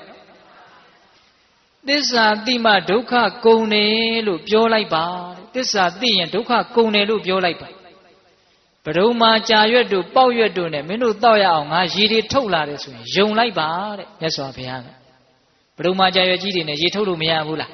ရတယ်သစ္စာသိမှဒုက္ခဆိုတာငြိမ်းတာဒုက္ခငြိမ်းမှအာကိုရအစစ်ဆိုတာဖြစ်တယ်ဒုက္ခကြီးရှိနေမှာတော့ဘာအာကိုမှလဲနော်အေးဒါကြောင့်မို့လို့အာကိုရအစစ်အမှန်ဆိုတာမုတ်ချအားဖြင့်သစ္စာ၄ပါးကိုသိခြင်းဟုတ်လားသို့တော့အဲ့ဒီသစ္စာ၄ပါးကိုသိစေတတ်တဲ့အကြောင်းတရားတွေကိုမိမိတို့အများကြီးမလုပ်ရပေဘူးလားလုပ်ရမယ်ဘာဝနာတရားဟာလည်းသစ္စာ၄ပါးသိခြင်းရဲ့အကြောင်းသီလတရားဟာလည်းသစ္စာ၄ပါးရဲ့သိခြင်းအကြောင်းဟာသစ္စာသာအဓိကကွာသီလမလိုပါဘူးလို့အဝီသည့်ရောက်เสียစကားမျိုးတွေမပြောမိစေနဲ့နော်တခါကြီးမိုက်မြဟုတ်လားသီလလည်းပဲသစ္စာသိခြင်းရဲ့အကြောင်းဒါနကလည်းသစ္စာသိခြင်းရဲ့အကြောင်းဒါနံသက္ကတသောပါဏံဒါနံပါထိယမုဒ္ဓမံ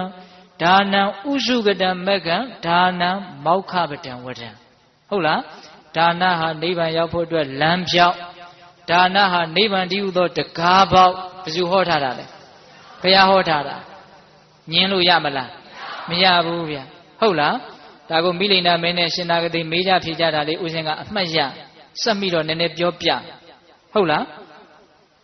မဲ့ညံဖုန်ညံဆိုတာတေယတိနဲ့တူတယ်တဲ့တေယတိကိုတက်ပြီးတော့ဆွတ်ကြအဲ့ဒီနေရာမှာတေယပင်မော်ကိုဒီတိုင်းကြီးရောက်နိုင်မလားတကိုးရှိတဲ့လူကတော့တကိုးနဲ့တေယပင်မော်တက်ပြီးတော့အသာဆွတ်သွားရတာပေါ့တကိုးမရှိတဲ့လူကအဲ့ဒီတေယပင်မော်တက်ရအောင်ဘာလုပ်ရမလဲလှေကားလုပ်ရမယ်လှေကားထောင်ပြီးတော့တက်ပြီးတော့ခူးရအဲ့ဒါကိုလှေကားလုပ်နေတဲ့လူကိုတေယတိခူးဖို့ကြိုးစားနေတာလို့ပြောလို့ရမရရတာပေါ့လှေကားလုံနေတဲ့လူကိုတေယတိခူးဖို့ကြိုးစားနေတာပါလို့ပြောလို့ရမရအခုမှအဖြေကမှန်တော့တယ်ဟုတ်လားအဲ့ဒါတချို့ကလှေကားလုံနေတာကိုတေယတိခူးတာနဲ့ဘာမှမဆိုင်ဘူးဆိုတဲ့အဓိပ္ပာယ်မျိုးပြောနေကြတာရှိတယ်နော်ဒါနကိုပယ်တဲ့လူတွေသီလကိုပယ်တဲ့လူတွေအင်မတန်သနာစရာကောင်းပါလေဟုတ်လား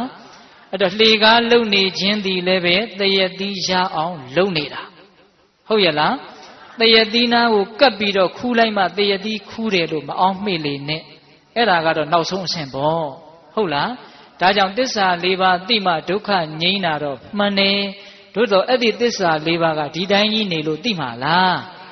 မသိဘူးဘာဝနာတရားတွေသီလတရားတွေဒါနတရားတွေအကုန်လုံးအကြောင်းတရားတွေညီညွတ်လာမှအရလတ်တစ်ခုဆိုတာရတာနော်ဟုတ်လား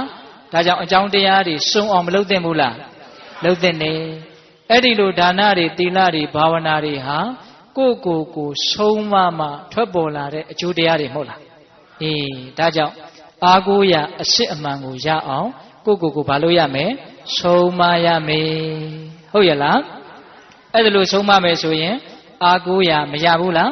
ရတယ်အဲ့ဒီတော့အားကိုးရာလားရန်သူလား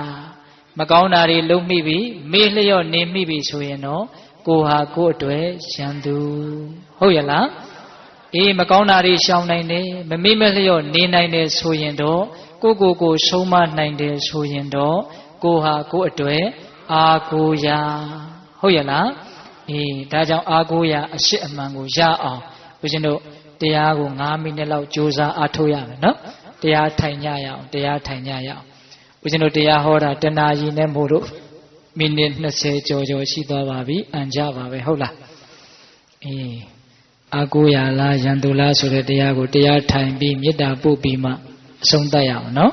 အခုအားလုံးဦးဇင်းတို့9မိနစ်လောက်မြတ်စွာဘုရားကိုအင်မတန်မြင့်မြတ်တဲ့အကျင့်ဖြင့်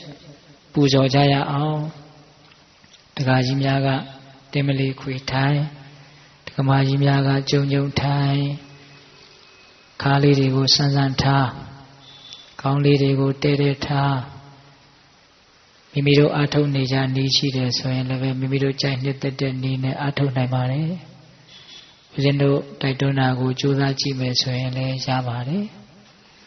ဦးဇင်းတို့ပြောတဲ့အတန်ကိုနားထောင်ရင်ဦးဇင်းတို့တိုက်တွန်းတာကိုကြိုးစားကြည့်ပါဘေးကအတန်နေကြားနေလို့စိတ်မပြတ်ပါနဲ့ရသလောက်ကြိုးစားကြည့်ပါမိမိတို့ရဲ့စိတ်ကိုနာသီးပြားကိုအာယုံပြုပါဝင်လေလေးဝင်နေတာရှိပါတယ်ထွက်လေလေးထွက်နေတာရှိပါတယ်ဝင်တဲ့နောက်ကိုလည်းစိတ်မလိုက်ပါနဲ့ထွက်တဲ့နောက်ကိုလည်းစိတ်မလိုက်ပါနဲ့ဝင်လေလေးဝင်တော့နာသီးပြားတနေရာကိုထိခိုက်ပုတ်တိုက်ပြီးတော့ဝင်သွားတာပါဝင်လေလေးဝင်ပြီဆိုတော့အဲ့ဒီထိတဲ့သဘောလေးကိုသိပြီးတော့သိအောင်ကြိုးစားပြီးတော့နေပါထွက်လေလေးထွက်တော့လည်းပဲနာသီးပြားတနေရာကိုထိခိုက်ပုတ်တိုက်ပြီးတော့ထွက်သွားပါလိမ့်မယ်ထွက်တဲ့နောက်ကိုစိတ်မလိုက်ဖဲနဲ့ထိတာကိုပဲသိဖို့ကြိုးစားပါဝင်လေဝင်တိုင်းထိတိုင်းသိအောင်ကြိုးစားပါထွက်လေထွက်တိုင်းထိတိုင်းသိအောင်ကြိုးစားပါအင်မတန်မြင့်မြတ်စင်ကြယ်တဲ့အကျင့်မြတ်ဖြင့်မြတ်စွာဘုရားကိုပူဇော်ရပေတယ်လို့ဝမ်းမြောက်ဝမ်းသာကြည်ကြည်နူးနူးချမ်းချမ်းသာသာပေါ့ပေါ့ပါပါကြိုးစားအားထုတ်ကြပါဝင်လေဝင်တိုင်းထိတိုင်းသိထွက်လေထွက်တိုင်းထိတိုင်းသိအတန်လေးကြားလို့စိတ်မပြတ်ပါနဲ့စိတ်တည်ပြန့်လွင်လို့လည်းစိတ်မညစ်ပါနဲ့လက်ဖြစ်တစ်အတွင်းမှာစိတ်ဟာဂတိတသိန်းလောက်ဖြစ်ပြီးချုပ်တယ်လို့ကြားဥပါတယ်ထိတာလေးကိုသိတဲ့အချိန်ဟာနည်းပြီမလို့ကုသိုလ်တွေအများကြီးရပါတယ်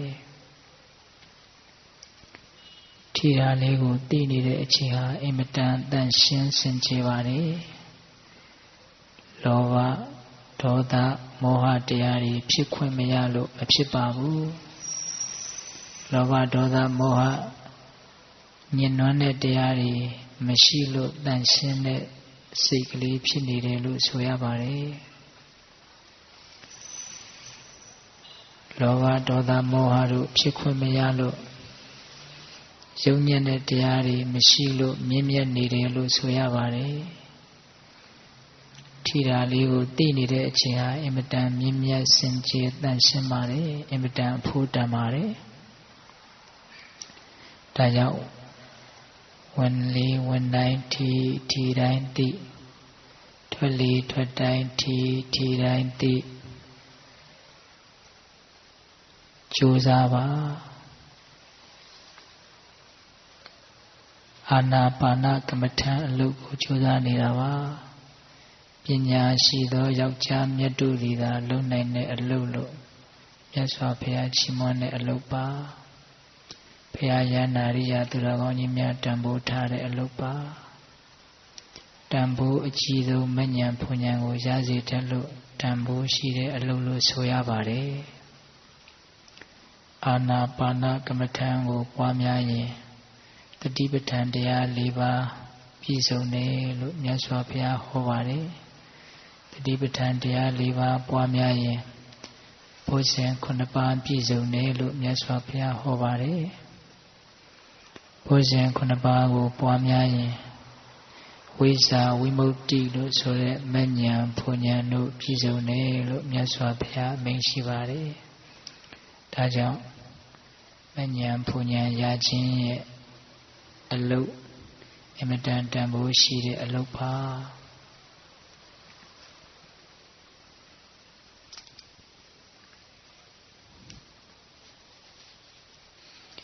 ပိဋကတ်သုံးပုံကိုအနှစ်ချုပ်ရင်ဗောဓိပက္ခိယတရား39ပါးရတယ်လို့ဆိုပါတယ်ဗောဓိပက္ခိယတရား39ပါးကိုအနှစ်ချုပ်ရင်မဂ္ဂင်10ပါးရတယ်လို့ဆိုပါတယ်မဂ္ဂင်10ပါးကိုအနှစ်ချုပ်ရင်သီလသမာဓိပညာသိက္ခာ3ပါးရတယ်လို့ဆိုပါတယ်သိက္ခာ3ပါးကိုအနှစ်ချုပ်ရင်အပ္ပမာဒဆိုတဲ့မမေ့မလျော့တတိတရားတစ်ခုရတယ်လို့ဆိုပါတယ်ဝင်လေဝင်တိုင်းထီတိုင်းသိထွက်လေထွက်တိုင်းထီတိုင်းသိထီတာကိုသိနေတဲ့အချိန်ဟာအပ္ပမာဒတရားဖြစ်နေတာပါအင်မတန်ကြီးကျယ်မြင့်မြတ်တဲ့အလုပ်ပါဘုရားယန္တာရိယသူတော်ကောင်းကြီးများမျက်နှိုးတန်ဖိုးထားတဲ့အလုပ်ကိုလုပ်နေတာဝင်လေဝင်တိုင်းထီတိုင်းသိထွက်လေထွက်တိုင်းထီတိုင်းသိ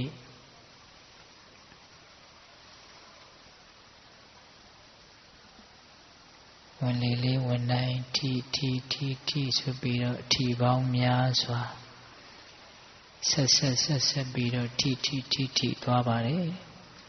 ထီတာလေးကိုသိနိုင်သမျှသိအောင်ကြိုးစားပါကိုတာဝန်ကထီတာကိုသိဖို့ပါပဲအေးချမ်းခြင်းနဲ့စိတ်ချမ်းသာကိုရခြင်းနဲ့စိတ်တွေဒီချိန်မှာဝင်နေစရာမလိုပါဘူးထီတာကိုသိရင်ကိုယ်အလုပ်ကိုလုပ်နေရရောက်ပါတယ်ထီတာကိုသိဖို့ပါပဲစိတ်ရဲ့အေးချမ်းမှုဆိုတာလေ့ကျင့်မှများလာရင်ဖြစ်လာတဲ့သဘောပါထွက်လေလေးထွက်တော့လဲထီဆက်ပြီးတော့ထီကလေးတွေထီပေါင်းများစွာဆက်ပြီးတော့ထီသွားတာထီတဲ့သဘောကိုသိအောင်မိအောင်ကြိုးစားပါဝင်လေဝင်တိုင်းထီတိုင်းသိထွက်လေထွက်တိုင်းထီတိုင်းသိကြိုးစားပါမိမိအတွက်နားရခိုရတရားအရေးကလေးကိုတည်ဆောက်နေရရောက်ပါတယ်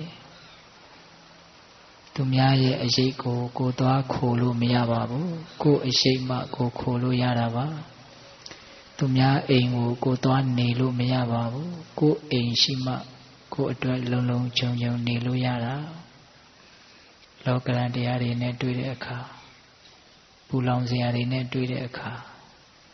အေးချမ်းမှုပေးနိုင်တဲ့စစ်မှန်တဲ့အရေးကလေးရှိဖို့လိုပါတယ်တရားရိပ်ကိုကြိုးစားပြီးတော့ထူထောင်နေတာဝင်လေဝင်တိုင်းထီတိုင်းသိထွက်လေထွက်တိုင်းထီတိုင်းသိ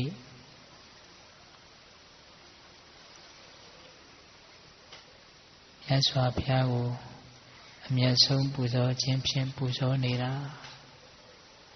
မြတ်စွာဘုရားအမြတ်နိုးဆုံးပူဇော်ခြင်းဖြင့်ပူဇော်နေတာ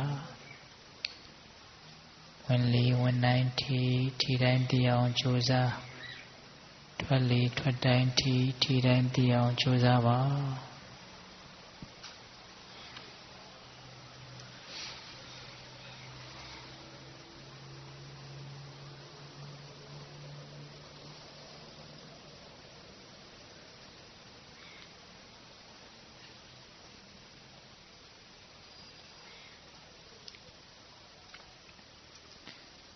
ရာယနာရိယသူတော်ကောင်းကြီးများမြတ်နိုးတဲ့အလုပ်ကိုလုပ်နေတာပါမြတ်စွာဘုရားကိုအမြတ်ဆုံးပူဇော်ခြင်းဖြင့်ပူဇော်ရပြီလေလို့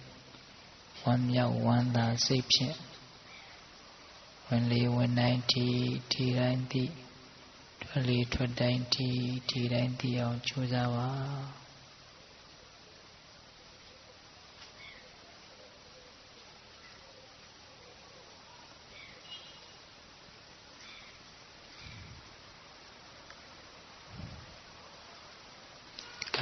ဦးဇင်းတို့10မိနစ်တောင်နည်းနည်းကျော်သွားပါပြီပိဋကပေါင်းသူတော်ကောင်းတို့မြတ်စွာဘုရားကိုမြတ်သောအကျင့်ဖြင့်ပူဇော်ရပြီတယ်လို့ဝမ်းမြောက်ဝမ်းသာစိတ်ထားပြီးတော့ဦးဇင်းတို့မေတ္တာပို့ပြီးတော့အာကိုရလားရန်သူလားဆိုတဲ့တရားကိုဆုံးသတ်ကြရအောင်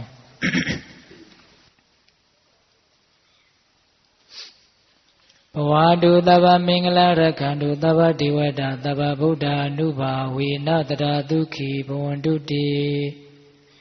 ဘဝတုသဗ္ဗမင်္ဂလရက္ခန္တုသဗ္ဗဒေဝတာသဗ္ဗဓမ္မာ ानु ဘာဝေနတရာဒုက္ခိဘဝန္တုတိဘဝတုသဗ္ဗမင်္ဂလရက္ခန္တုသဗ္ဗဒေဝတာသဗ္ဗသံဃာ ानु ဘာဝေနတရာဒုက္ခိဘဝန္တုတိတေတုမကံသင်တရားနာပိသပေါင်းသူတော်ကောင်းတို့သာတာအလုံးသောတတ္တဝါအနန္တတို့အား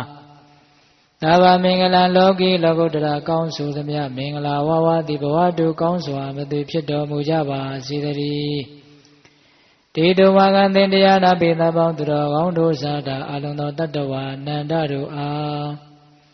သဗ္ဗဒေဝတာမိမိတို့ခန္ဓာကိုယ်မှာစောင့်ကြနေကြကုန်သောနတ်မိမိတို့အိမ်မှာစောင့်ကြနေကြကုန်သောနတ်မိမိတို့မျိုးမိမိတို့သာသနာမိမိတို့ကဘာမှာစောင့်ကြနေကြကုန်သောနတ်မြတ်နာကောင်းတာပေါင်းတို့ကလည်းပဲရက္ခန္တုကောင်းစွာမသိစောင့်ရှောက်တော်မူနိုင်ကြပါစေတည်းတေတုမကံသင်တရားနာပိသပေါင်းသူတော်ကောင်းတို့သာတာအလုံးသောတတ္တဝါအနန္တတို့အားသဗ္ဗဗုဒ္ဓ ानु ဘာဝေနာကင်းငါဝါလူသေးစုမကပွင့်တော်မူကြကုန်သောသုသုတော်တာပါဘုရားရှင်ကိုယ်တော်မြတ်တို့ရဲ့တကုတေဇောအာနုဘောတော်တို့ကြောင့်၎င်းသဗ္ဗဓမ္မာ ानु ဘာဝေနာမေလီရန်ဘူလိတံနိဗ္ဗာန်ပရိယတိဟုဆိုသောစေတံသောတရားတော်မြတ်တို့ရဲ့တကုတေဇောအာနုဘောတော်တို့ကြောင့်၎င်းသဗ္ဗသံဃာ ानु ဘာဝေနာမကတံလေးရောက်ပလတံလေးရောက်ဆိုသောရှင်ရောက်တော်ရိယသံဃာရှင်မြတ်တို့နှင့်တကွ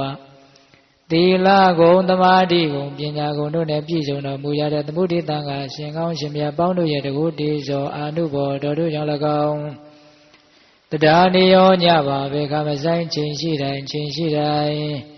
ဒုက္ခိကိုယ်စိတ်နှပြချမ်းသာချမ်းသာခြင်းရှိကြကုန်သည်ဘဝတုကောင်းစွာမသွေဖြစ်တော်မူကြပါစေတည်း